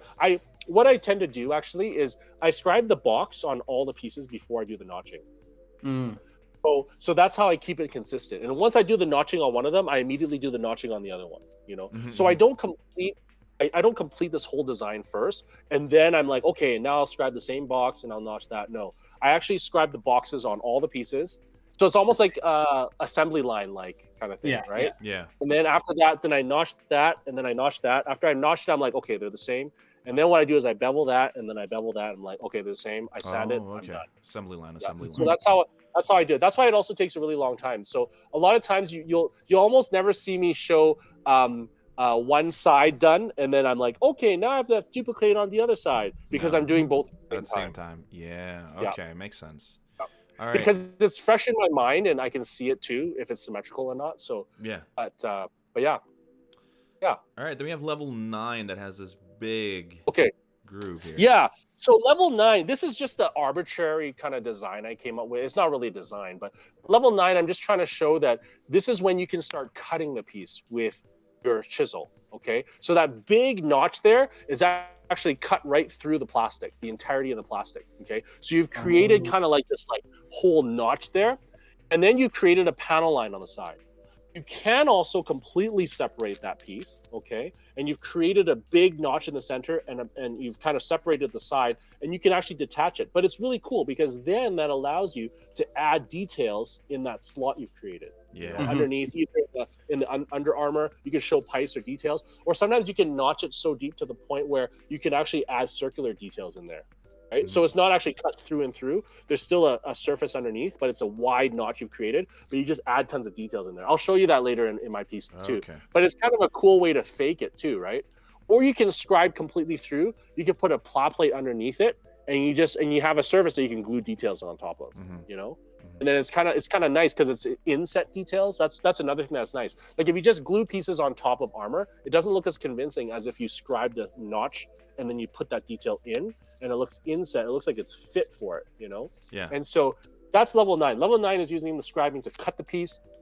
Like I know David does that a lot. Like Choco Falcon, he separates armor, like basically armor separation, right? And then he might trim one aspect of the armor, right? And then he'll pop it back together and he'll add some details in between. That's the true power of scribing. That goes, of course, beyond scribing in that because you're adding detail parts and maybe possibly some kit bashing and plot plating kind of thing. this is how you start it, is essentially use a scriber to kind of scribe a notch and then, attach a piece. Sometimes you can also, level 9 I didn't show too, but you can do armor trimming, like for example, if you have two pieces of armor come together, you can kind of trim a little notch on one side, and when they come back together, you'll have kind of a nice panel line with a notch in there too. Yeah. Or just creates more stylized kind of edging too, right? So Yeah. so that's level 9 essentially, but it's the same rules, right, that apply to it. So yeah. All right, and then level 10. Okay, so level 10. So scary. It's Probably- just this little square. What is this? So I know, when I was making this, I was just laughing. So this is, for some people, this might be like, are you kidding me, right? But for me, honestly, the hardest thing that's ever been for me to do is to do a notch freehand on a beveled edge, okay? The reason being is because you can't put any tape there, no matter how hard you try, okay? And it's really hard to freehand it. Now, Joshua Dara is a master of doing this, and it looks so nice when it's done, because right on a beveled edge, you put a notch in there. Yeah. It just adds a lot of visual interest, And of course, when it comes to panel lining, you're like, oh, that's it. It took me like, I don't know, half an hour to do that, but you just panel line that one thing, and it's like, oh, I'm done. But the reason why it's so hard is because it's like it's freehanding it, right? Yeah. And so I've also done it on my model I'm about to show, right? It was really tricky to get symmetrical. My only tip with doing this here is, rather than doing it straight scratching like a horizontal thing, you could contemplating to use like a wider chisel to do the longer two lines, just kind of ditch into the plastic first. Mhm. And then you use a tinier chisel to kind of chisel in between those two lines you ditch, okay. kind of thing. Okay. Okay? Because then with the wider chisel, it's a straight line, right? So if you stab into the plastic a little bit, the top border of the rectangle, the bottom border of the rectangle, and then you use your thinner chisel to go in between those two borders, then that's my only way I can recommend doing it easier. Or when it comes time to refining it, you could use the wider chisel just to kind of like, scrape that longer end a little bit, and then use a thinner chisel to scrape the full length of it to get it really nice and rectangular. But this one is really easy to mess up, as you can see, because like there's really no guide that you can really put there. But that I would say is level 10. But honestly, if you see the progression from level 1 to level 10, it's basically just applying the same kind of knowledge, right? But you can see how when you combine a bunch of these processes together, once again, this is only scribing, okay? We haven't even talked about adding flat plates, extra details, and that stuff, of course, will help bring it out even more. But you can see all of a sudden the power of scribing, right? Like you can literally carve things. You can carve vent details into the plastic, right? Yeah. You can carve really anything. And the same principle applies, right? Like you just basically have to make sure you measure everything out well and brace everything for your initial cuts. And then afterwards you can kind of, do notches and stuff to create vent details. All right. Well, there it is. Those are the 10 principles, or the 10 levels of scribing. We're going to go right into the Zaku. Yeah. Okay, so finally we're gonna see some pictures. Sorry guys, you guys have been so patient with this, but we were talking before, this is kind of a resource we want people to go back to and be able to listen and to look at too. So that's why I wanted to spend so much time in talking about the levels of scribing, but also how I achieve it too and how I position my tapes. But now I'm going to show you actual pictures. Okay, so this, aside from my Zeta that I showed you at the very beginning, that was done with the Tamiya scriber. This one over here, my very first time using I think it's the Holly scribers that I used, and maybe the BMC, I forgot. But my recommendation is, when you first start out scribing, pick a design that's simple and very, very straightforward. Pick kind of more, parallel lines to do, still sticking with the rules kind of thing. Maybe you can choose like a more of a grunt suit or something with like flat details, as opposed to like a Zaku with like rounded details and stuff. I did this just because I happened to be building a Zaku kind of thing. So, but to tell you the truth, if you look at the picture on the right of the head, that detail underneath the A12, the scribing of that was the hardest that I've ever done at that point. And even now, it was actually really hard to do, because it's on a curved surface and everything. So nowadays I would have done it a little differently, which I'll kind of talk about. Oh, to go back a little bit too, all the levels are infinitely harder when we start talking about curved surfaces. I know everyone's going to ask about how do you scribe on curved surfaces, right? Yeah. But I'll try to touch on that a little bit later as well too. Mm-hmm. But actually, no, I'll touch about it now really quickly. Okay. Okay. So actually, no, I'll touch about it later. I'll touch about it later because I'll show you pictures. You're So, just playing with my feelings now. I'm sorry. We'll get to it because I'll show you examples of it. Yeah, later. yeah, of course. Yeah, but here you can see, for example, on the torso area, the chest area, you see that like the level 2 scribing that I was explaining before, you know, that two parallel lines with that diagonal line kind of thing. Yeah. If you look really closely, I kind of overshot it and it's not like as clean and crisp as I would have liked it to be. Yeah, it's got a little line. So, yeah, exactly. You can see that line past it, right? That can be corrected by adding by you know, you can add super glue or something just to cover it and then rescribe it to make it cleaner. I didn't know that at the time, but also it can be better with better technique, of course, right? And better chisels that I used compared to at the time, kind of thing. But you could tell like this is you know, pretty preliminary, right? Like in terms of like the scribing design. But I was trying to emulate also the fact that it wraps around the armor piece as well too. So you see that angle, the level 2 one, but it also wraps around to the shoulder area as well too. Right. So I would recommend for your first one, if you're going to be scribing, choose kind of like very simple lines. And importantly is to kind of plan your lines so that you can place decals around them too. Like for example, on the head, you know, I put the A12 above that scribed area there. It really helps kind of further reinforce kind of the details and help bring out the lines as more too. Okay. So that's the whole purpose. I want to show these first two photos. Yeah, even the second one. Yeah, there's not much to see for that one. It's just a difference of what panel lining can do, right? And like even that's changes right. and details. The thing is, as much as there is more levels, as much as there are more levels, not is because that sounds dumb. There are more levels to customizing. Just panel line alone and scribing can make a huge difference. And then you can even elevate it with plow plating and stuff, which we will get to eventually with GTS Masterclass. We have ideas, so just stick around for that. But yeah, we're going to go on to your actual, the kit that you have for the example of all of these things, right? Yeah. And it's my most recent kit. I'm not a very prolific Gundam modeler, so I probably make like one kit a year or something, 1.5 maybe. But this is the one, okay, that I made most recently, and that was back in the summer of last year. But this is the Zeku Zue, and so this is the candy model kit, and so it's the challenge with this one is that it's a candy toy. And so Bandai never released an HG kit of this, or any kit rather. And the only Bandai kit that was released was this candy toy. And so it came with like a fancy bubble gum, and it's a very, very simple construction. Everything was snap in two kind of thing. So the arms were in 2 pieces, legs were in 2 pieces. Everything had a seam line down the middle. But I love the Zeku's-Way. I love the bulkiness of the suit. I love the general design of it. I love the proportions of this one as well too. They made like resins copies of resin models of this, like 1 in 100, and even 1 in 144 as well too. But like the proportions I actually like the most of this one. So anyway, so I wanted to take this one and I wanted to kind of work on it. It's also one of the smallest kits I've ever worked on and so but I wanted to see what I can do with it, you know, with my, you know, with whatever I knew at the time. Like basically this is like the best I can do at this point now. Hopefully I can improve from here too. But I can show you, but you can see, I'll be using this model as an example of all the different scribing principles that we talked about leading up to it. But yeah, you can see the next one, just different views of the model here. It was very, very plain, had barely any details on it, and I wanted to add more of a mechanical look to it. And so, yeah, you can kind of see through we're switching through them right now. We're on the back skirt area. Okay, yep. Just kind of looking at the different angles, and then we have the full frontal shot.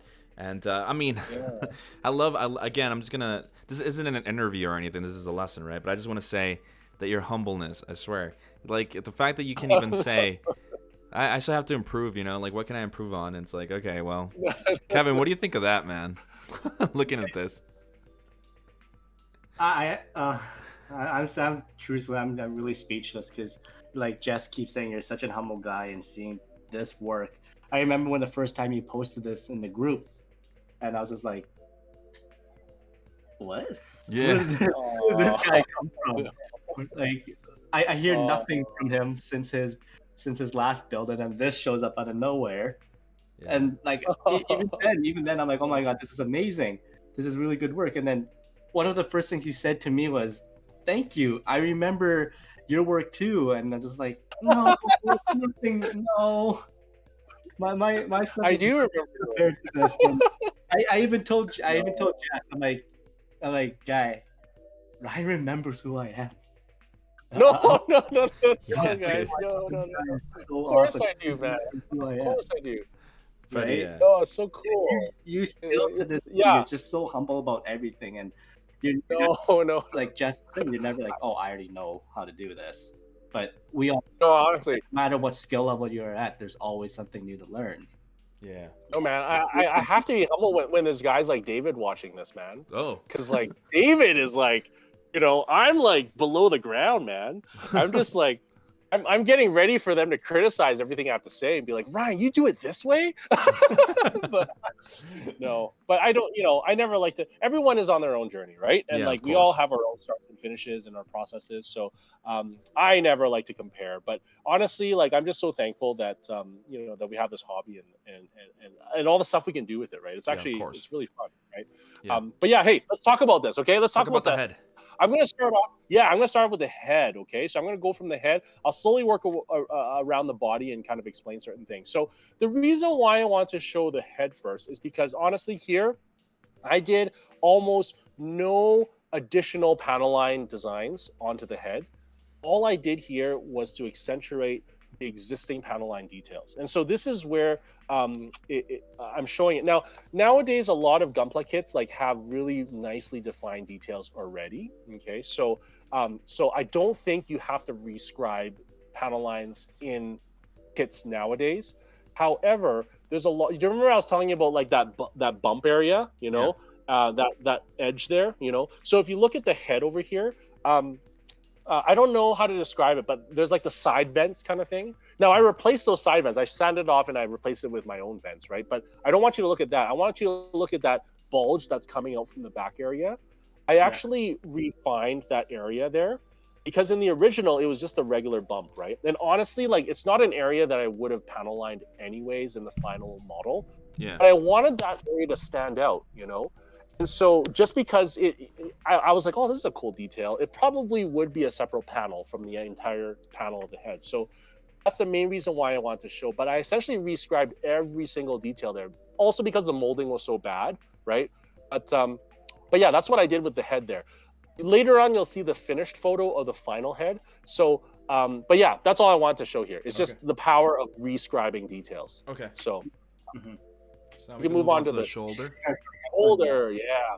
So the shoulder was a really tricky thing for me because I have a hard time designing panel lines around a rounded surface, especially a completely spherical surface. One of the hardest things I found for this one here specifically is kind of the not the asymmetry, but it's kind of the asymmetry in the angles, because those little like the vertical spikes coming out and the diagonal spikes, they're not really in line with the bottom V edge of that rounded armor. And so it was really tricky for me to design a panel line design for this here. And so you notice that I actually completely avoided designing any panel lines in that region there, but I just designed it higher up in that area to create that little flap area and also that, closer to the armpit area. And so to tell you the truth, I really struggled with the design on this area here, but I just really, I was like, you know what, I'm just gonna stick with more, because you'd think that around curvy surfaces that you would have to have curvy lines as well too, right? But I actually want to stick with more like perpendicular and straight edged and squarish lines kind of thing on a curvy surface, just to give it bring it more visual interest too, because if everything was just curvy, then it would just look like a pattern at that point, And one of the really important things here, the purpose why I want to show this too, is because designing the lines with the water slide in mind, for this kit, I designed all the water slide decals. And so I knew I wanted a bigger water slide decal along that shoulder area. So that's also another reason why I didn't design any lines that would grow through that area there, and I will leave it blank. Another principle that I really like with panel line design is like not to go too overboard. Like you have to allow some area for the eye to relax. And so, Yeah. for example, in this design, whenever you have trouble designing a panel line design, think more of focusing panel lines maybe along the edges of things, and then maybe it's okay to leave the middle blank. You don't always have to fill the whole piece with just tons of lines going everywhere, intersecting directions, right? Yeah. And so when you're looking at the shoulder, it's actually a little bit. I don't know if I'm just being like poetic about this whole thing, but it gives your eyes a place to rest, when you're looking at it, and then you can focus more on the decal itself. Yeah. Whereas if I had all these lines running through everything, yeah, I could still put a decal over it, but then you'd miss the whole decal. You'd just be in a jungle of lines kind of thing. And plus, Mhm. they would probably be asymmetrically angled lines because you can't really match the line with any angles there because they're all in different angles. So, Yeah. so that's one of the the I guess learning points from this is like if you ever have trouble kind of designing a line, focus maybe more on the edges and stuff, and then you can fill other spaces with other things. Like for example decals, or you can even fill. You'd probably notice that little circular detail I put by the shoulder area, just underneath there. You could just add like a little rivet detail or something, and that brings a lot of interest to that area there too. So, Right. Man. the next photo over here is of the unpainted. Sorry, slide 32 Uh-huh. is of the unpainted detail. Oh no, sorry, I don't want to show that yet. Sorry. Oh, you can show that. That's not important. 33. Let's show 33 actually. Okay, give me a Over second. here, this is. Yeah, no problem. This is another really simple, just refining the detail that's there already. So you notice like the molding around there is really poor. So I just basically re-scribed that area and really brought it out, kind of thing. Yeah. Mhm. You could do a lot with it, right? Like just kind of, it's very simple to do, right? And you make it look a lot more crisp and everything. Mhm. Yeah. Once again, might not apply as much to like regular Gunpla details, but like just because the kits are made so well nowadays. But the next slide too shows kind of the inside of the shoulder area, number 34. Yeah. Yeah. And so here, once again, I refine the details as well too. On the left is kind of the after, and on the right side is how it looked before. So I want to Mhm. rescribe those lines, create that angle. Because before it just had this weird molded detail on there, right? Yeah. And it creates a lot because in my mind I already knew I was going to paint that middle area gray to look like inner frame, Mhm. and then the Mhm. outer area was going to be kind of like the blue color, right? So I wanted a clear distinction between the pieces. So once again, redefining further details there, right, can do a lot. So realistically, I actually didn't do that much panel line design on this. Really it's just kind of that really that one simple area, but it goes to show like how spending the extra time refining these details will really help bring out kind of the final result, right, of Okay. your Right. Even going back to slide 33 with the two little pieces where you just redefine the line there. That's just literally one line. yeah. And in the final product, it looks like it's two pieces. Yeah, exactly. Right. And so that's the whole point, right? It's like when you're doing it, it looks like it's two pieces, right? And Mhm. so it's kind of neat that way because otherwise, if you just painted over it, like, oh, another reason why I did that too is because the if you look at slide 32, Yeah. you look at the right picture, that's the before. Can you see the Mhm. top vertical line is actually like separate pieces? The bottom square part is actually like molded in, but just pre-painted onto the shoulder piece. And that vertical Oh. line is actually a separate piece that comes completely apart. Whereas Yeah. those tiny pieces is just one piece too, right? So that's why I Mhm. wanted to really define it so it looks like it's actually just like two pieces on both Right. Okay. pegs, right? Yeah, that And makes, yeah. so yeah, so I wanted to match it as well too. So when you look at the final product, you're not going to notice it. It looks like it's just two pieces for For both sure. of them. Yeah, I definitely see So, that. yeah. I So know that. yeah.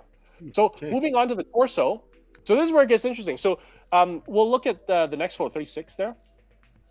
So when you look at the head here, you can kind of see the side where I redefine the panel line for that area. It just makes it so much cleaner. Mhm. It's something that takes a bit of time to do, but once you do it, it just pulls it off and makes it really clean.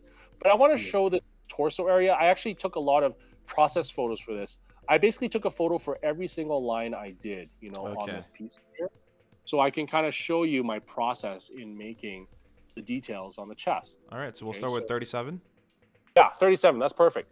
And so for 37, if you look carefully on the edge of the chest area, there's those two horizontal lines. Okay, so this is like level one stuff, man.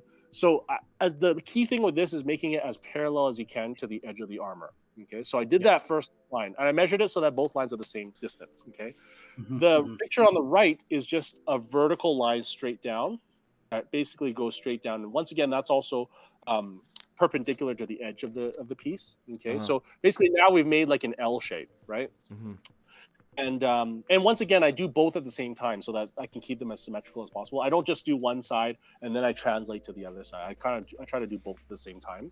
And then if we move to the next slide, slide 38, you'll see me do the second horizontal line, okay, which I'm trying to do as parallel as I can to the first horizontal line that I did, okay?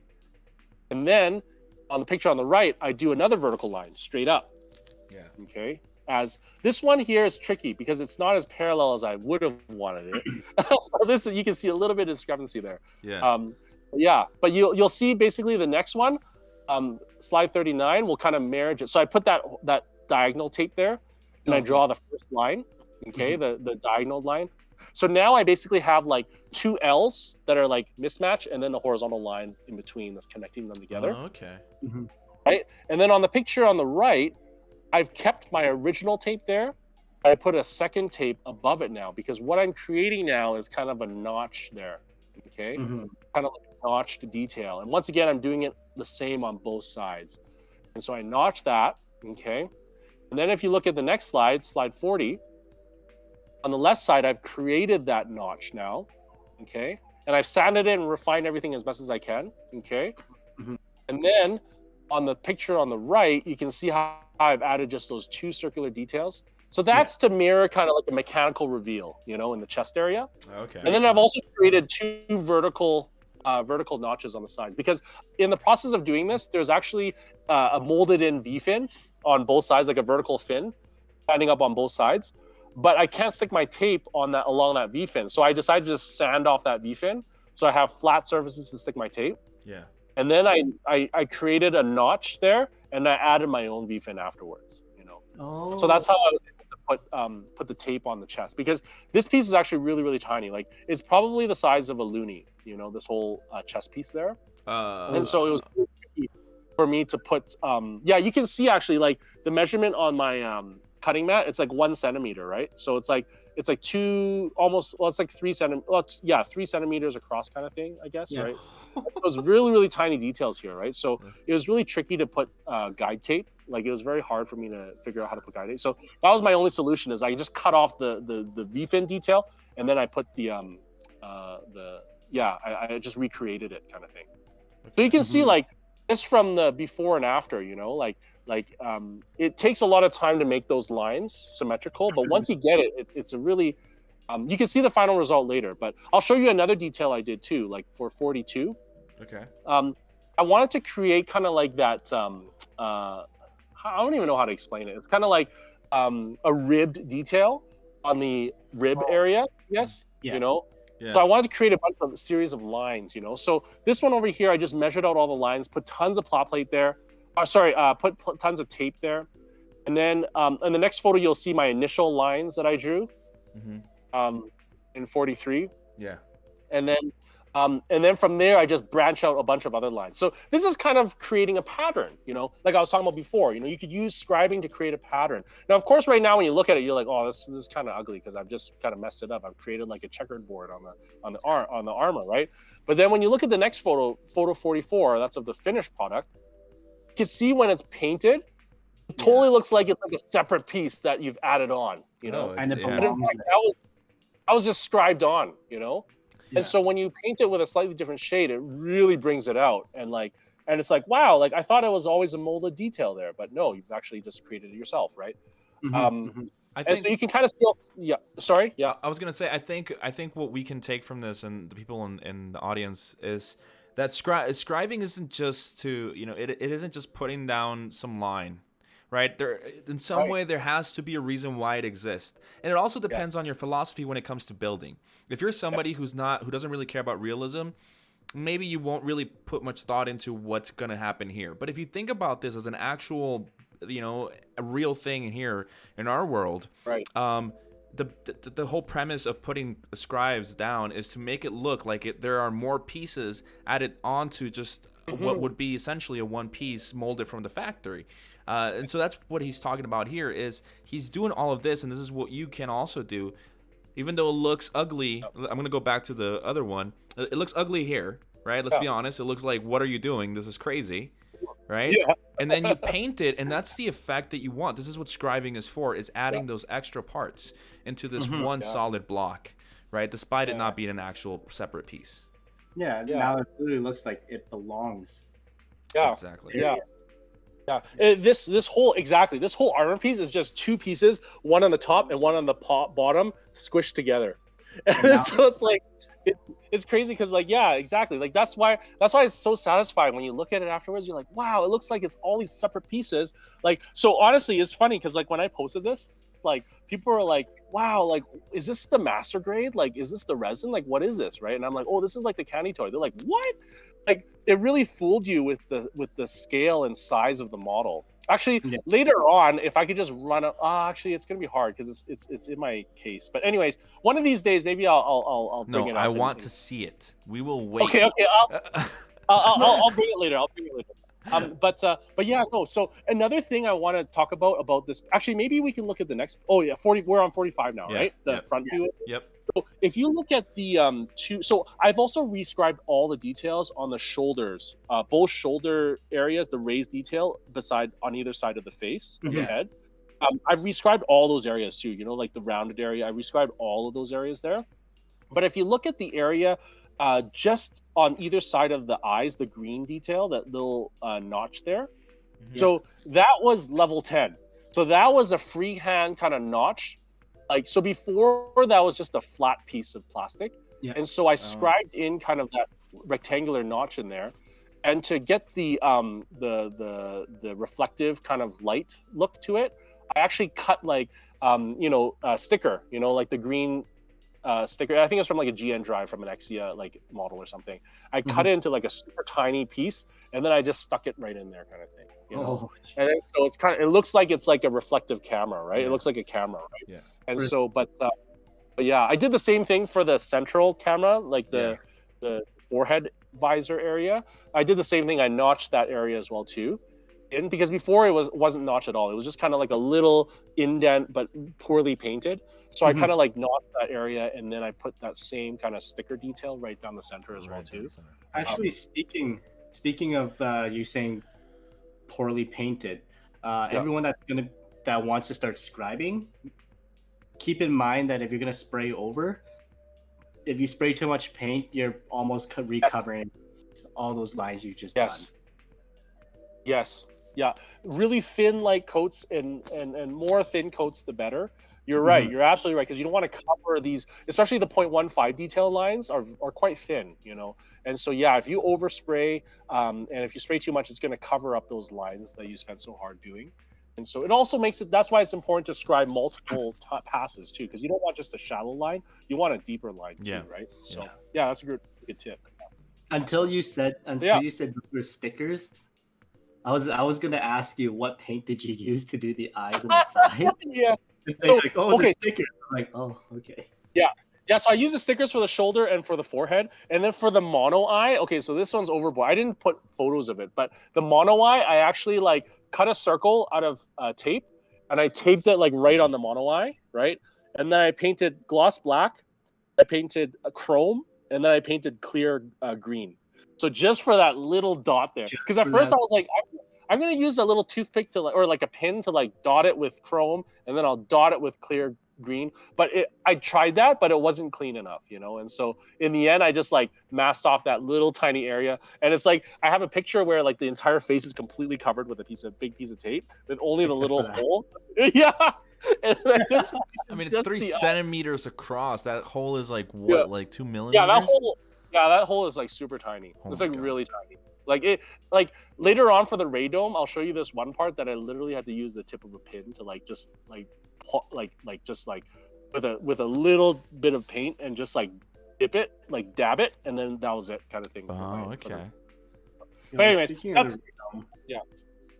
Yeah, that's our Yeah. next one. Oh yeah, that's our next one. Yeah, exactly. So the radome here. So I am in love with radomes. Okay, so it's one of those details in kits. Like for example, in the XS Gundam, I like love the radome. In Sentinel, this is a Sentinel kit, So I just love radomes, and so I've always wanted to detail up a radome. And so if we look at the next photo, you'll see the before and after. You can see how poorly painted the before was because the whole yellow circle was like shifted. You can the molded details are very poorly placed. Yeah. And so and even in the center part of the radome, it's like there's no detail at all. No. And so if you look at the next photo, I mean, this is tricky because this is where you start combining plot plates and little details and a little bit of kit bashing to bring out more details. So I don't want to focus as much on that because this is all about scribing, okay? Yeah. But it goes to show kind of the power when you add scribing with just little details, to help really accentuate the details, right? So for here, I basically rescribed everything. The circles I all rescribed. For this one, fortunately, there was enough of an indent that I didn't need any guide tape to rescribe. I just very gently followed around the curvature of the circle on both the outer circle and inner circle. I sanded off all those like raised details in the yellow area of the previously painted, and I scribed notches in there.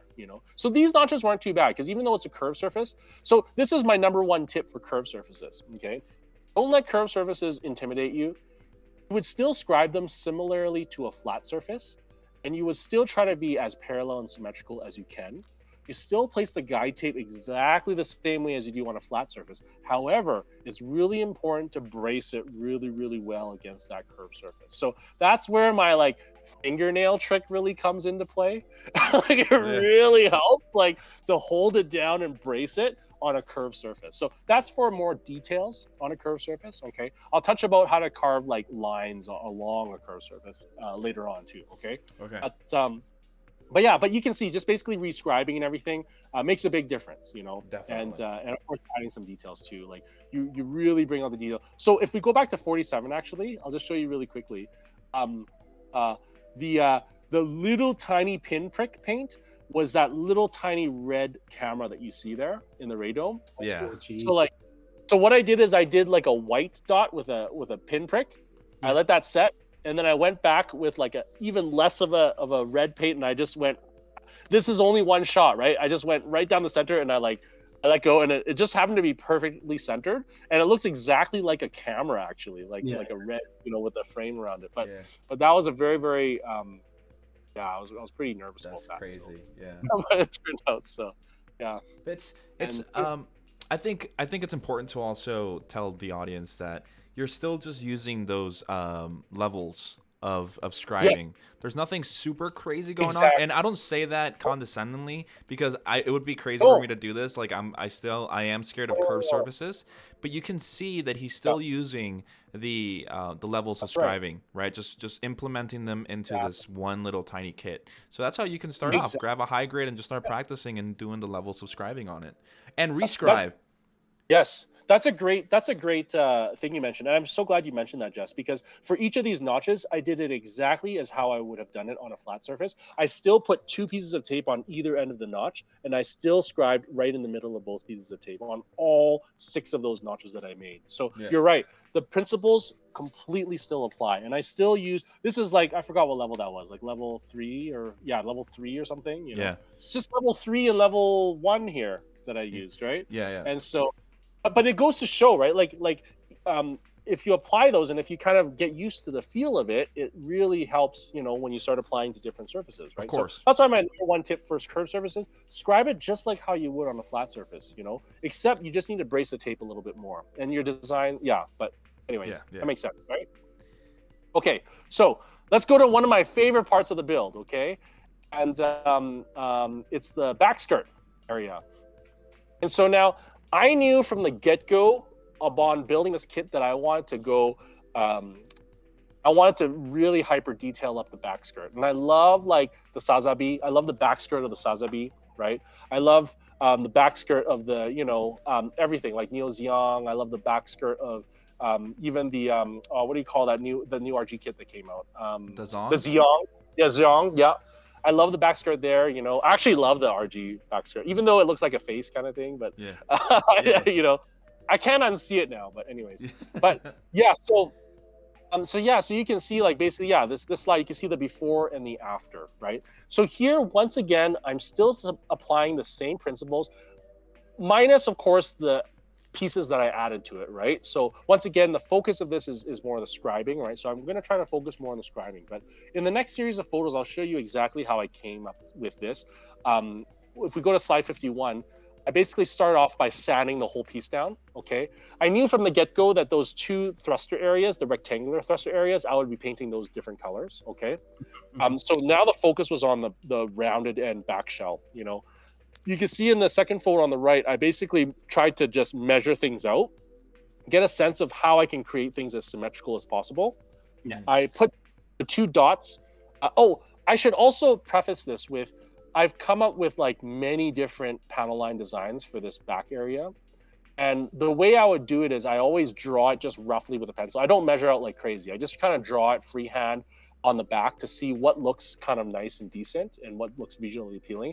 And that process honestly takes me the longest. Like the actual scribing part doesn't take long, but it's the design process that takes me so long. Yeah. What I do for that is like trying to go back with how to design panel lines. It is something that you slowly over time. So it's not something you can just suddenly jump into and be like, oh, I'm the master of designing panel lines. And so, especially when you're starting out, I would recommend looking into books like Master Archives. Like have you guys heard of this Master Archive books before? I have not. Like Gundam Master Archive. Yeah, so these are really cool because these are basically, they're all in Japanese, but the one thing I love most about them is they have really cool mechanical drawings of specific Gundam. So this one specifically focuses on all the variants of the RX-78 and also the RX-78 itself. But it's really cool because they actually show a lot of really detailed photos of designs of the suits that otherwise might not be shown in the actual models. They show a lot of extra notches and stuff that are in the models, but the parts that I like the most are like ones like this here. Like if you look at this, you see how it's like a blown up like version of the lig, and it shows you like armor pieces. Yeah, it's like an architect schematic of like the inner workings of the armors. Right. Okay. And so this gives you really good reference material for what you want to build. Like look at this. Like this is just of the underside of the RX-78 torso. Oh, that's a lot of. Isn't that cool? Yeah, that's really cool. That's a lot where of detail, did you right? get these? So these ones, these are pretty old actually. Like so I got these when I was in Japan. So, but I know you can order these, or I don't know exactly where you can. I'm sure they have it on eBay or even on like Hobby Link Japan, stuff like that. I know sometimes when they have new releases of them. This is an old one. I forgot when this one came out, but I have a couple of these actually. Of different suits. Of like I have them of I forgot which one specifically, but like Unicorn, I have one, Yeah. right? So they show a lot of reference. You can also just Google Master Archive, like Gundam Master Archive, and there's tons of screenshots of like the photos as well too. Yeah, of course, yeah. Yeah. That's the number one thing I look for. Second thing is I look for like other suits that might be similar to this one. So I mentioned before the Sazabi. I mentioned before like the Gundam the O. These are all similar Gundam suits in terms of like their roundish corners and stuff. Yeah. And I look at like tons of images, right, to see like where people place their panel lines and stuff. That gives me a hint of how I want to design mine as well too. Yeah. And it also gives me, the more you see, the more you kind of gain an eye for it, and the more you appreciate it as well too. So, so that's where I come up with a lot of my inspiration for panel line design.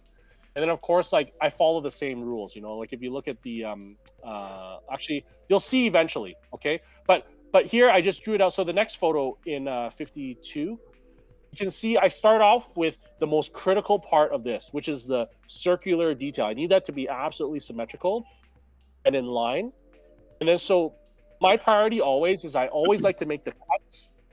Once again, I use scribing to cut out the pieces here because it'd be too messy if I use the saw. I can't get enough of a detail and symmetry if I use a saw. So I I love using a scriber here, and I basically scribe out that detail, and I just continuously scribe through it until I cut through the piece. So if you look at the next picture, I've cut out the piece, right? And so that center piece is out, and I have those circular details there. I should also preface this by saying I kind of pieced out how the mechanical detail was like beforehand doing it, so I know roughly what shape I need to cut out. So I kind of took pieces like, so for example, that mechanical detail there, most of it was from the master grade Mark II Gundam.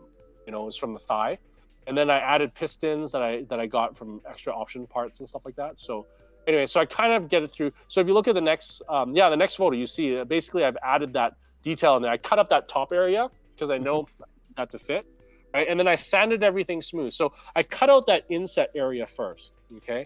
I always recommend people to cut out whatever piece you need first, and then scribe out the lines from there. Yeah. You know, that'll give you the nicest detail. Because if you start scribing out everything and then you're like, okay, I need to cut the center detail out. What if you cut that center detail out slightly off and you have to sand it smooth, and then all of a sudden your corner of your, so if you look at my like lines here in the next photo 55, you'll see that all my lines like perfectly end to the corner of where the cuts are, you know, because it looks like actual panels, right? Yeah. So that's how you can match it so well, right? But if you were to like do all the panel lines and then cut it out, what if you had to sand that panel line smoother a little bit? Then all of a sudden it'd be offset from where your panel line is set. Yeah. Right? So yeah. I always tell people to cut it out first and then do your panel lines. Mm-hmm. And then once again, same panel line rules follow here. I did just notches, lines, not any different from before. Sorry, I just need to drink some water. No, it's okay. It's okay. Go ahead.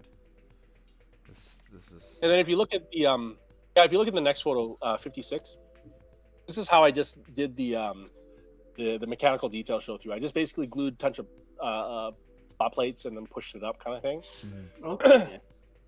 And then finally in 57, you can see it just kind of, you know, you can see it through. This is what I'm talking about when you're adding details. It just looks infinitely better when you make it inset into the armor. Mm-hmm. I could have easily just glued these pieces on top, right? And then that's another technique too. You could glue it on top and you could scribe around it to make it look like it's inset, but it's not going to look as inset as it is now, you know, because it's still going to stick out quite a bit, you know. Mm-hmm. And so when you do it inset like this, it just looks like it fits, you know. I had a lot of messages of people being like, "Where can I get this kit?" Right? And I'm like, "Is this a resin kit?" And I'm like, no, it's just like modded and everything, right? But that's kind of the look that it gives, right? Like a lot of resin kits, you know, have all that molded in detail. That's really, really nice. That's inset, you know. And so, but once again, that's more for like, you know, kit bashing and adding details. It's not really relating to scribing, but it's, you know, it's an aside, right? I think another thing to highlight with these pictures specifically is since this is about scribing, it's not always necessary to create new panel lines. You can even see just the fact that he rescribed around the edges of all of these domes. Yes. It's something that he's been doing since the very beginning since we started with this kit, right? It's just rescribing those, and then you can work from those rescribes into various designs, right? Exactly. It branches out from those rescribes. I'm so glad you mentioned that too, Jess. You're right. Because the next photo, actually 58, it shows it up really, really well, actually. When you look at this is the other back skirt. There's two back skirts to this suit. If you look at the there's like 3 of those like line details on it, right, on the back, like claw details. So the one on the leftmost one is rescribed. Okay, so this is a very painfully long process. Okay, and my fingers hurt so bad after because I had to be very like, I didn't want to like scribe off and stuff, and I had to redefine it and everything. But if you look at the middle one and the right one, they haven't been rescribed. So right now it might not look as obvious, okay, because it still looks they're all the same. It's just those 3 details, right? But I should have posted a picture of before because anyways, but you'll see after I paint it, it literally looks like it's a piece that you've detached and I put in there. Yep. You know, just because it's like it looks like a completely different piece. Yeah. You'll see the next one. Yep. So if you look at those 3 pieces, it looks like it's just 3 pieces that I snapped in place. You know, but they're one piece. Exactly. But it's all one piece. But I just rescribed it. You know, and so that goes to show the power of rescribe. Even if you look at the back skirt, the upper more back skirt, you see those like oval details, right? It's the same. Those are all rescribed as well. Exactly, all the same. And you can see how much cleaner that is, right? Like as opposed to if I just left it like that, I can't panel line it. It just looks like a raised detail. It kind of doesn't look like it fits that well, right? Exactly. So, yeah. So when you're rescribing those specific oval lines, Yeah. did you do those freehanded? Yes. Okay. Exactly. I did. So with those, I did it with a 0.1 millimeter scriber, and I went very gently. Like for this one, you know how I was telling you about the whole like parallel, like Yeah. when your instrument is like vertical parallel. I was like more parallel to it, and honestly, for that, it was like 50 passes. But like the first 20 passes are all super light, and I never go around the entire piece. Like say this is the detail, I never go around the entire piece multiple times. I literally go section by section. I would like go on like this detail a little bit.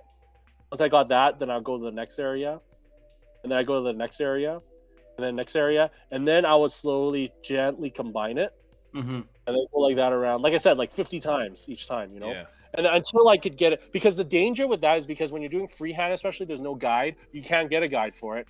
Is that you can so easily just like go right off, you know, especially Yeah. when you're going around the rounded edges kind of thing, you know, or right on the edges. So I literally would go like little by little, little by little, little by little, and then I would connect it all, and then I would deepen it. And then once I got a good track, then I can go, you know, push harder and scribe more. Yeah. So it does take a lot of time, honestly, but Patience is the key. results are really worth it in the end. I feel like Um, it honestly would not look nearly the same if I didn't do that. So yeah. Another thing I want to point out to the audience is, again, going back to the levels of scribing, the whole idea of making sure that you know where you're going to put your decals at. This is, you can see it so well here. All the decals he has on the top part, on the bottom part, they're all someplace where they're not overlapping over the panel lines. Not saying that it's bad, because I've seen people use decals over panel lines and then just cut them and they look really nice. Yep. But I feel like in this case, like Ryan, like he mentioned earlier, he knew that he wanted a decal there, right? Exactly. So he worked around it. Yeah. Exactly. In fact, I knew exactly the width of those lines there. And so when I designed of course, I designed these decals, so it's easy for me to resize and everything. Okay. But, you know, in a case where you can't design your own decal, right? You still know exactly, like roughly, you can see, you have the decal in front of you. You can see how wide it is, right? And so you know how wide of a line you need if you want to put it along that line kind of thing. So yeah, it comes hand in hand, you know, decal choice and placement, and also your design of your panel lines is very important, you know. The last thing you want to do is design all these beautiful panel lines and then be like, crap, this decal just looks awkward when it's in there. I'm not going to use that anymore. You know, use something else, but it's like subpar, you know. So once again, I'm so glad you mentioned that, because I totally would have forgotten about that. So, No, it's okay. Then we go on to the dreaded leg detail. I think this is where we're going to get into the curbs, right? Yeah, that's right. That's right. So leg details here. And so here, once again, you can see before and after. So once again, I won't go into like how to do seam line closure, but there were a lot of seam lines here to deal with. Okay. So how to do that first. Now, when it comes to carving on rounded surfaces, there's two main ways of doing it. Okay. Actually, sorry. Two essential main ways. Okay. One is using the edge scriber. Have you guys ever used the edge scriber before? No. Madworx makes one. You can make your own too if you wanted to. It's really easy. I'll teach you. So Please. you basically take like a plot plate, a thicker plot plate, okay, like this, for example. Not this big, like a smaller one, okay. Yeah. And say this is my my whole chisel blade, okay. You just take, or a scalpel blade. I actually use a scalpel blade. You know, I actually you can super glue it or you can tape it. You know. But I tape this, the blade onto the edge of the plot plate. Okay, like this. It kind of hangs off the edge. Okay. It kind of hangs off the edge like that, okay? And then the distance of the blade, the tip of the blade, to the long surface of the plot plate, that's kind of the width of the line that you're going to be carving out. So say my hand is the plastic.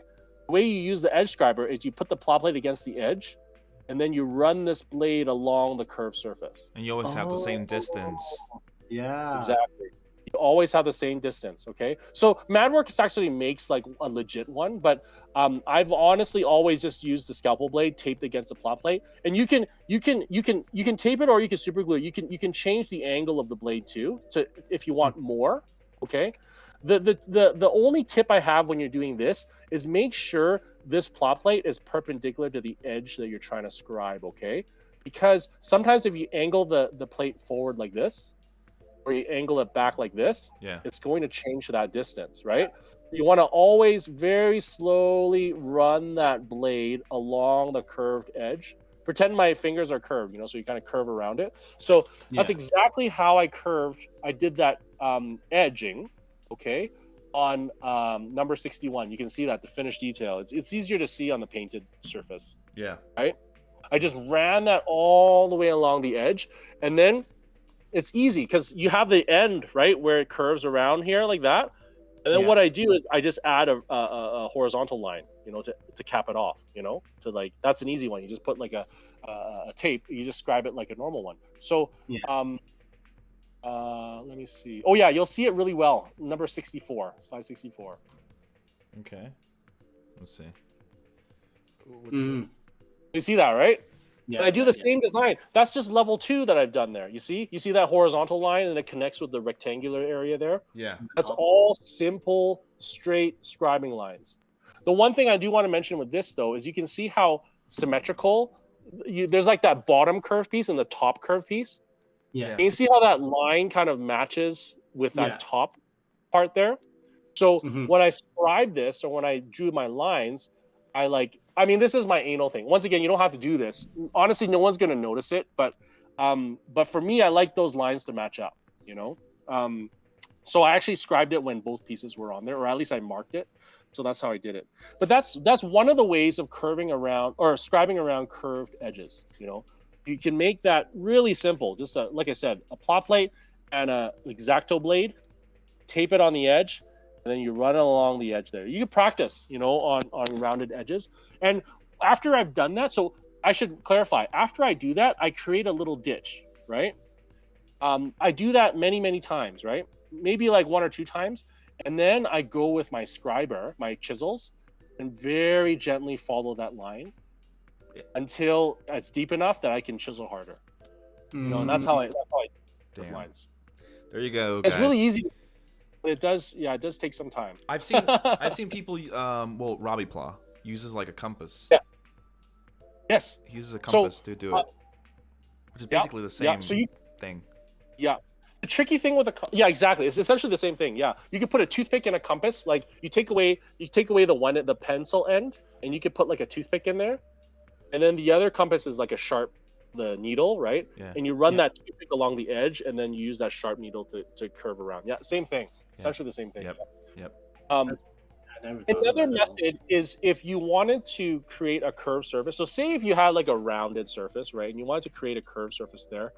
I've never used it myself before, but I know it works decently well. But you have to be very careful. Is that Tamiya makes a spongy curvable tape. Yep. Actually, Robbie Pla uses that too. Yes, it's the white one, right? Yep. White one. So you can use that to kind of curve along the edge, but it's not scribing tape, so it's not hard. So you have to scribe very gently for your first like 20 passes or whatever, and then afterwards you can take the tape off. Sorry guys, I just knocked my mic off. That's okay. After that, you can take the tape off, and then you just scribe like normal. So that you can scribe more rounded sort of, but still it's tricky to because you can't curve that tape too much, right? You can only curve it subtly, right? Because if you curve it too much, the tape's going to buckle, right? Yeah. So as a last resort to curve, they also have scribing rulers, like really thin metal rulers with multiple curves that you can buy. You can use those, right? Once again, they're like templates. I've never used them myself, right? Because I find customization is so random, right? Like you'll never have like one that perfectly fits kind of thing. So anyways, but one last way I've done it, and this is before I knew any of the methods, right? Is it's kind of tedious too, is I actually would like put tape. It's similar to how to transfer plot plates on pieces. So I would take like masking tape, I would tape over the part. I would draw the curved line that I wanted my thing to be, okay? And then I would take that tape out. I would actually tape that piece of the same tape on a thin piece of plot plate, and then I'll cut off that curve with a scalpel blade, and then I'll take that tape off, right? And now I have kind of like a hard edge, my own personalized template. In which case, I would put against the rounded piece or whatever, Yeah. and I would tape that plow plate on, and then I would slowly scribe along that template I just made. Yeah. You know, so that's another way to really customize whatever curves you want. Yeah. But curves are hard. Yeah. Yeah, they're hard, and I'm really glad you mentioned like you know, the whole fact of using the plow plate and, you know, kind of like using the same concept of the compass. And I also want to point out here, and I think this is number 62. I think the takeaway from this is the sanding process. I know a guy who does, you know, customizing, who doesn't sand his things at all. I don't know. His name is Kevin, maybe. I don't know. The point is, it's important. It's important to sand down if you're gonna customize, and even in general painting, it just lets the paint adhere better. It really does, because you take away that glossy matte coat, glossy coat that it has from the factory, that makes it look like a toy. Then, like Ryan says, you can actually draw on it. That's why the pencil is important. Yeah. So. Yeah. Mechanical pencil. Yeah. Mechanical pencil on a sand surface is the best. Yeah. Yep. But to each their own. You know, Kevin, you build beautiful stuff too. So, but you know, this is just how I do it, right? Yeah, man. So, I love you, Kevin. Don't worry about it, man. Nothing but love. Then we go Okay, to the cool. foot. Any other questions? Yeah, let's go to the foot. Yeah. Now, this is also the back shirt was one of my favorites, and I wouldn't have never expected the foot to be also this much fun. But everyone, the first thing they'll say is, why are you detailing the bottom of a foot? Okay, I'll go into that later. Okay, but let's talk about the top foot. Okay, so the top part of the foot. So here is more of the defining and refining. Okay, just 67 here. Because you'll see it better, because on the other one you can't really see the details that I added. So here on the left is the before photos, as it says in before, and the after is on the right side, right? And it's also painted, so that's why the colors are completely different. But a couple of things I want to highlight here is, if you look at the very bottom photo, it shows you the tip of the toe, right? Yeah.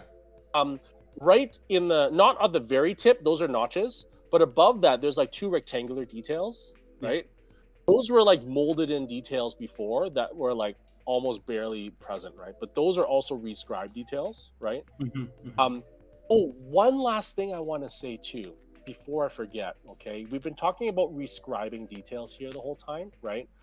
One really important thing is the color of your panel lining fluid that you use, okay? These details would look much uglier if I used black to panel line everything. To tell you the truth, the color I used for this one here is a dark brown for all the colored pieces and dark gray for all the darker pieces. So I never try to use black to panel line my Gunpla. Partially because when you're rescribing pieces like that, I feel a more subtle panel lining color will bring it out that much more. Like, it's enough just to bring out the details, but you don't want a black one there, because once again, you'll have people being like, "Oh, it's just a raised detail." Like, well, how come you're panel lining it just like a panel line kind of thing? You know, it's supposed to be just a raised detail. So the choice of your panel line fluid is actually very important here as well too, especially if you're rescribing these details, right? So, yeah, for example, here I used the lighter gray. You probably can't tell in the photos, but I used the lighter gray to panel line that area there. Yeah. So it's not black, even though it looks black. So, but you can see on the top of the foot area, that was level. I forgot what level that was. You know, that was a level, I don't know, 6 design or whatever. Yeah, 6, the one with the triangle. With the, yeah, exactly, right? And so that's exactly how I made that detail. You know, as I had reference points and everything, and so that's exactly that detail that you see there. And I also did some armor trimming as well too on the top ankle part. You can see on the side of it, I did some armor trimming from before. I just cut out that little flap there. Yeah. Then I added some detail underneath. So, yeah. It's crazy what you can do. I mean, I know we're not talking about not going to scribing, but just can I just say this looks like a master grade foot, you know? Oh, so thanks, it's like, buddy. man, what do you think of this, Kevin? Do you think you're gonna end up detailing like this from now on? I'll do my best. Well, no. No. I think this was the most popular part of your build. I mean, the whole thing is beautiful, but I think you did a lot of emphasis on the foot in the pictures and stuff. Yeah. Kind of like Quentin Tarantino in his movies. everyone's like, you must have a foot fetish, don't Yeah. you? Like, no comment. Yeah. But no. But yeah, no, so yeah, exactly. If we look at the next one, yeah, exactly. So everyone, the first question would be like, why are you gonna waste time on the bottom of the foot, right? And I wholeheartedly agree with you on that. Like, I honestly wasn't gonna do anything in the bottom foot. But in the pose that I had him posed in, he's kind of like in a mid-flight pose where he's leaning forward, Mhm. and so the back feet would be visible, and Yeah. so it wouldn't be right to detail the entire kit and leave this bottom foot literally bare, right? Like you can see the before is just nothing, right? And so, yeah, if we look at The next one. yeah, yeah. Is it 68 that we're on or 69? I think we are on 68 right now. 68. Okay. That's where the yeah. drawing. The drawing. Oh, okay. Yeah, 69. Okay, good. Yeah, the drawing. So, so once again, it came up with a lot of different concepts and designs. And I looked. You can see, for example, in that picture there, I have the red part of like a strike foot that I have. Mm-hmm. If you look at that, so I was kind of looking at that. I was looking at other models that I have. I was like, how do they like? Where do they place everything? Because I've never detailed a foot before, right? And so I was using those as like guides and references. And so I kind of drew up my own design, right? Well, I shouldn't say my own, but like Yeah. design for this here, right? Yeah. And so I started off. You can see on the right side of that picture, I started off by scribing the top third of the foot. This is actually the perfect example of rule of thirds. You can see this foot is broken into 3 parts, essentially, right? Top half, the top 2/3, I scribed along the border there, right? Just the rim, Mm-hmm. created kind of like edging, and I scribed the horizontal line and then those notches on the side, right? Yeah. We'll look at the next one, the next photo. I know I wanted to split the foot into 3 separate pieces, so I wanted to create some, interest in the front. So essentially, this is just a variation of notches and panel lines that I've Yeah. put in there. Yeah. And so, so far that's that's really straightforward, right? And then I started, and then I wanted to create some notch details, and I wanted to create like a hole in there too because I wanted to add more details. If you notice here, I was a little bit lazy because I didn't want to close up that seam line. You see that completely vertical seam line all the way down the center of the foot. Yeah. Like, I was like, oh man, dang, like there's so much I would have to clean up. And I was like, you know what? I'm just gonna build that into my design, pretend that it's like part of the foot. But in order to like mask it, I'm gonna create details in the center that covers that line. Mm-hmm. So it makes it look like it's not. It's like purposeful. Mm-hmm. And so that's the center that I cut. If you look at the next picture, I created that plate underneath the area I cut. And then I put a piece of plow plate on there because I knew I was going to add extra thruster details there. Yeah. This is also plow plating, so I don't want to go too much into that. But Yeah, of you course. can kind of see in the next photo there, I start adding more things. So scribing alone is good, but you really bring it out when you start adding more details to it with plow plates or rivets or whatever, Yeah. So yeah, if you look at I don't know which photo you're on now. I'm the one where it's 71. like taken apart with the plot plate in the middle. You just added the plot plate. Yeah, exactly. 72, I think. Awesome. And if you look at the next one, you can see I started adding some more plot plates and then stuff in there too. Yeah. And I started scribing the bottom third of the foot now. Yeah. Okay. And if you look at the next slide, I'm starting to further refine more details there. Creating more notches. Yep. So you start off with the rough draft, which is the important part. You don't have to immediately scribe 100% deep. No. Start with your design, and then after everything's done, go in there and refine it like he has done in this case. Exactly.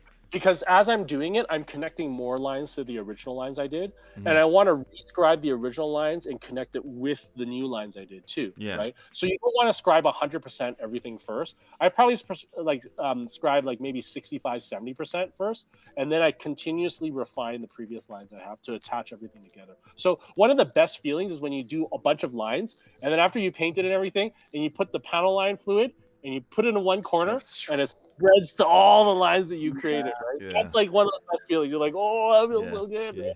Man. So, but good point. Good question there, actually. Yeah. And so if we go to the next one, does it show the one of me holding the two? on the side? Yep. Yeah, the two. It's like a heart shape, right? So if you look really closely there, that was a level, I think, 8 thing I was talking about. You know, creating Yeah, that there little it knot. is. You Yeah. see that, right? Yeah. Yeah. So it looks so much better, right? Like the left side is before I did it, and the right side is after I did it. You know, Yeah. Yeah. Yeah. so it's really subtle. It's one of those really subtle things, but it brings so much visual interest. You It know, like does. you'll see it in the final kind of painted version of it too. But yeah, no. So it's kind of it's kind of neat that way. If you look at the 76 slide 76, you'll see from like that is the last slide from the beginning to the end kind of thing. And after you paint it, it further brings up the details. And you can also see where I've chosen to place my decals as well too, like in the last one there. Yeah. You can see like all the decals are all kind of positioned in that Wow. purposefully decided on, right, when I So was designing them. so essentially you didn't delete the seam line. Because No, I every time didn't. I saw this, No. every time I looked at this foot, I always asked myself, like, how Yeah. the hell did he get rid of that seam line? But you didn't. You worked Yeah. it into your Yeah. design, and then you added plot plates, which is another Exactly. thing later on. Yeah. But the fact that Yeah. you were able to do all of this, and again, guys, I do want to remind you, this is still just using all of those levels Yes. of scribing and just adding them onto, like I said, just implementing them onto this thing. And I think Han said it Yes. best right now. That foot is crazy. It is. Like all the little details you can do, and the fact that a lot of people are scared of doing this. It's always about patience, and I want to say that Yes. because one of the things that Kevin and I have seen, and I know you have seen too, Ryan, like on the CGC when people have asked you for help. One of the main things that I because sometimes they tag me and I'm like, I don't know about scribing, and I end up tagging you. So the thing that I do say is, if you start digging too deep, if you start scribing too deep, it's gonna look ugly. It's about patience, going slowly, slowly, slowly, and this is basically what you get. So is scribing that difficult? No, it's just very time consuming. It's all patience. Yeah. Yeah. And that's like, yeah, exactly. It takes a lot of time, a lot of patience, but it is worth it, and Oh take your yeah. time with it. Enjoy it. That's the bottom line, is enjoy it, right? Like, I'm granted, not everyone's going to enjoy scribing, and that's totally okay, right? Like, that's the beauty of Gunpla, right? Is like some people really excel in painting techniques, and they do the most incredible shading techniques or patterns, right? And hey, that's awesome, right? Good on you. And some people are like, I just can't scribe. I just don't scribe. Give it a try. If you don't like it, hey, that's totally fine, right? Like everyone has their own style and everything, and what they Yeah. like to do. But honestly, it is a very satisfying experience, right? Like when you have a foot that literally has nothing, and you can put all this detail into it, and when you look at it, it's like, wow, it doesn't even look like the same foot anymore, Mm-hmm.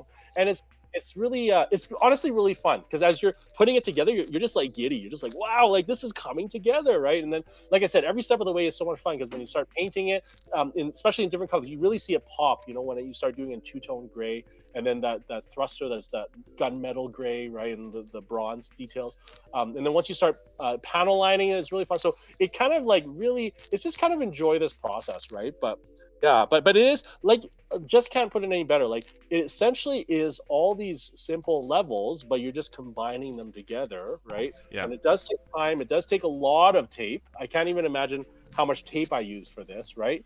But it's fun, in the end result. One Right? of One of the things I also want to tell someone, I forgot who told me, but somebody told me, remember also how many just don't put too many panel lines sometimes, because you might end Yeah. up messing yourself up in the sense that later on, do you want to add different colors of shading, like different shades of color to your separate pieces?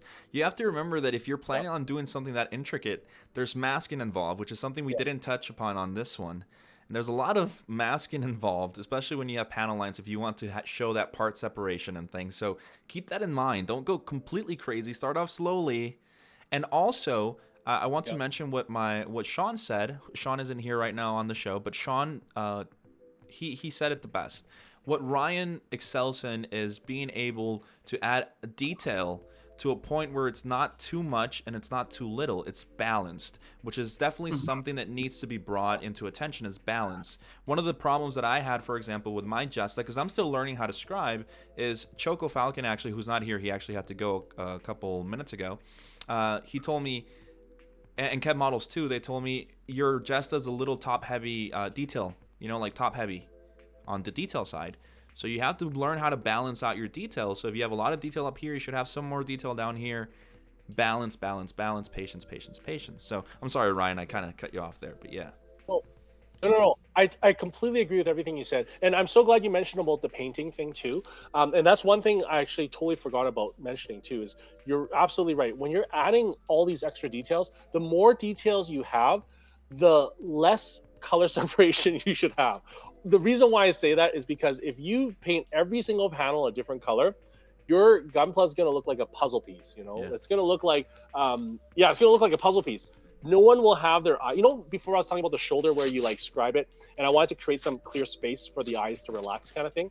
If you have like tons of panel lines, and you've painted every single, if you do color separation, but it's like everywhere, right? Then your eyes don't have anywhere to relax. You know, when you're looking at a piece, and it's very distracting, right? And you won't even know if you're looking at a chest or an arm or a leg or a waist area, right? And Exactly.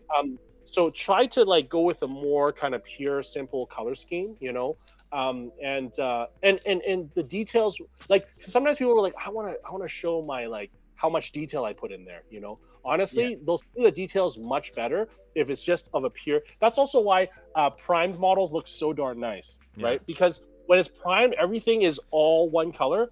That's when your eyes go to the detail. Like, wow, this looks so beautiful, you know. Yeah. But once you start painting it in whatever separate colors, you're like, oh, it didn't look as good as the prime version of it. Yeah. Well, it's because like all the other colors draw your eyes elsewhere, away from the details, right? Yeah. And so you spend all that hard-earned effort to build all these details and panel lines. You don't want to kind of completely camouflage it out with a varied color scheme, you know. And so I'm so glad you mentioned that, because like, yeah, it's really nice to create more details in your piece, but you have to remember when it comes to painting, you don't want to go too crazy with your color separation and everything. So, and I want to preface that I love Kevin. I love him so much. But when you mentioned the whole primed kit, everybody knows that obviously, look, here in GTS, we're a family. We all pick on each other, all right? But, you know, Kevin is one of those guys. He doesn't prime. He doesn't sand. I prime. I just don't heavily coat my primer. No, his prime is like it's like you know, like when you put cologne on, you're like, that's it. That's it. You can say whatever you want. oh, My kit has ever chipped or anything. No top coat, very lightly primed, no chipping, no nothing. No, true. That's true. But definitely going to what like Ryan is saying is, when it comes to scribing and detailing, the primer is very important in order for you to be able to make out all the details and see where you're messing up, where you need to scribe a little bit more. If it's an uneven surface, there's a lot of reasons why priming is important, which isn't just painting. And the reason I'm also mentioning painting is because I know Magic Mike, who is on the chat, he asked on Discord if the questions could be about unrelated to scribing. I didn't get to that question before, but for the moment, not right now, because it's scribing, right? Later on, we'll have more guests where we'll talk about painting and stuff for the GTS Masterclass series. So I just want you guys to keep that in mind. But definitely a good point. And also another thing is like, if there's any other questions, even if like Jess was saying, if there's other questions about painting or specifically, feel free to message me on Instagram. I try to get back to everyone, and like I said, like I love like just telling everyone how I do things and what I do. Like I said, it might not be the best method, or it might not be like the only method, or you know, everyone can do things completely differently. But I love sharing with people like how I do things. So feel free to just like DM me, like message me on Instagram. I'm like, my name is Gunpla_enthusiast. And I'll try to get back to you, you know, like a lot of times, like, you know, I would love to answer any questions, even if it's like unrelated to scribing that we talked about today. So feel free to message me, because I love to connect with fellow model. I just love talking about modeling stuff. You know, like it feels me. It's just so much fun, right? So that's why I have nothing to hide too. Like I'll tell you I don't even have many tricks, but I'll tell you all my tricks. But my number one trick for today is leave your fingernail long and sand it down. And there it is. Right, time to start forming the body parts. But yeah, guys, we hope that honestly you guys learned something. I know it was a very long one, but the point, like I mentioned in the chat a while ago, it's a long one, but it's important to understand all this information that you can take and kind of implement onto your own things. And this is definitely something that's definitely kind of helped me with my roadblock that I have right now with my own designs. I don't know, like, honestly, thank you so much, Ryan, for this whole Thanks, lesson guys. Yeah. stuff. Yeah, definitely. Thank you very much. Oh, Even with everybody out there that are like really good at anything they do, describing, painting, plot plating, always remember it never hurts to go back to basics. yes. With this episode right here, it also being once we upload it to YouTube, you can check it out anytime. Always go back to basics. Always refresh yourself. You'll always get that much better. Yep, Hmm. 100%, 100%. So thank you, Ryan, for being a teacher, man. Honestly. Oh no! Thanks for allowing me to speak, guys. I really appreciate this opportunity. No, don't worry about it. Remember, guys, the social media pages. Kevin will let you guys know about the social media pages. Definitely. So we have our Facebook page there at GTS Base. Our Instagram, we are pretty active on there. I'd say Jess is most active. Uh, at Gunpla Talk Show, we got our Twitch here at GTS Base, sorry, and our YouTube channel where we'll be uploading all our videos. Yep. And don't forget, with our Patreon page there, if anybody wants to join, you're more than welcome to. Again, you guys will get exclusive looks at upcoming contents, chances to win kits depending on the tier system, and you can always vote on future kits and video topics. Again, with everything going on with COVID right now, we wish we'd be able to do more with video topics and other stuff like our GTS adventures. That's definitely one of the strong points I really like doing. I really hope we get to do that again because we have lots of stuff that we want to bring out and show everybody in the community. Yeah. Maybe one of our GTS adventures is go visit Ryan. Well, that was gonna be one of our GTS adventures. It was just Kevin and I going up there, and then they We'll were do like, it for sure. Yep. the government Sometime was in the- like, "Hey guys, you guys can't go anywhere." It's like, oh, every time we plan it, something has to happen. It's like the universe is Yeah. telling us something. Hours away. We Yeah. just need to drive 3 hours. Government, no, you can't. Yeah, you can't. But anyway, guys, we want to thank you for tuning in today.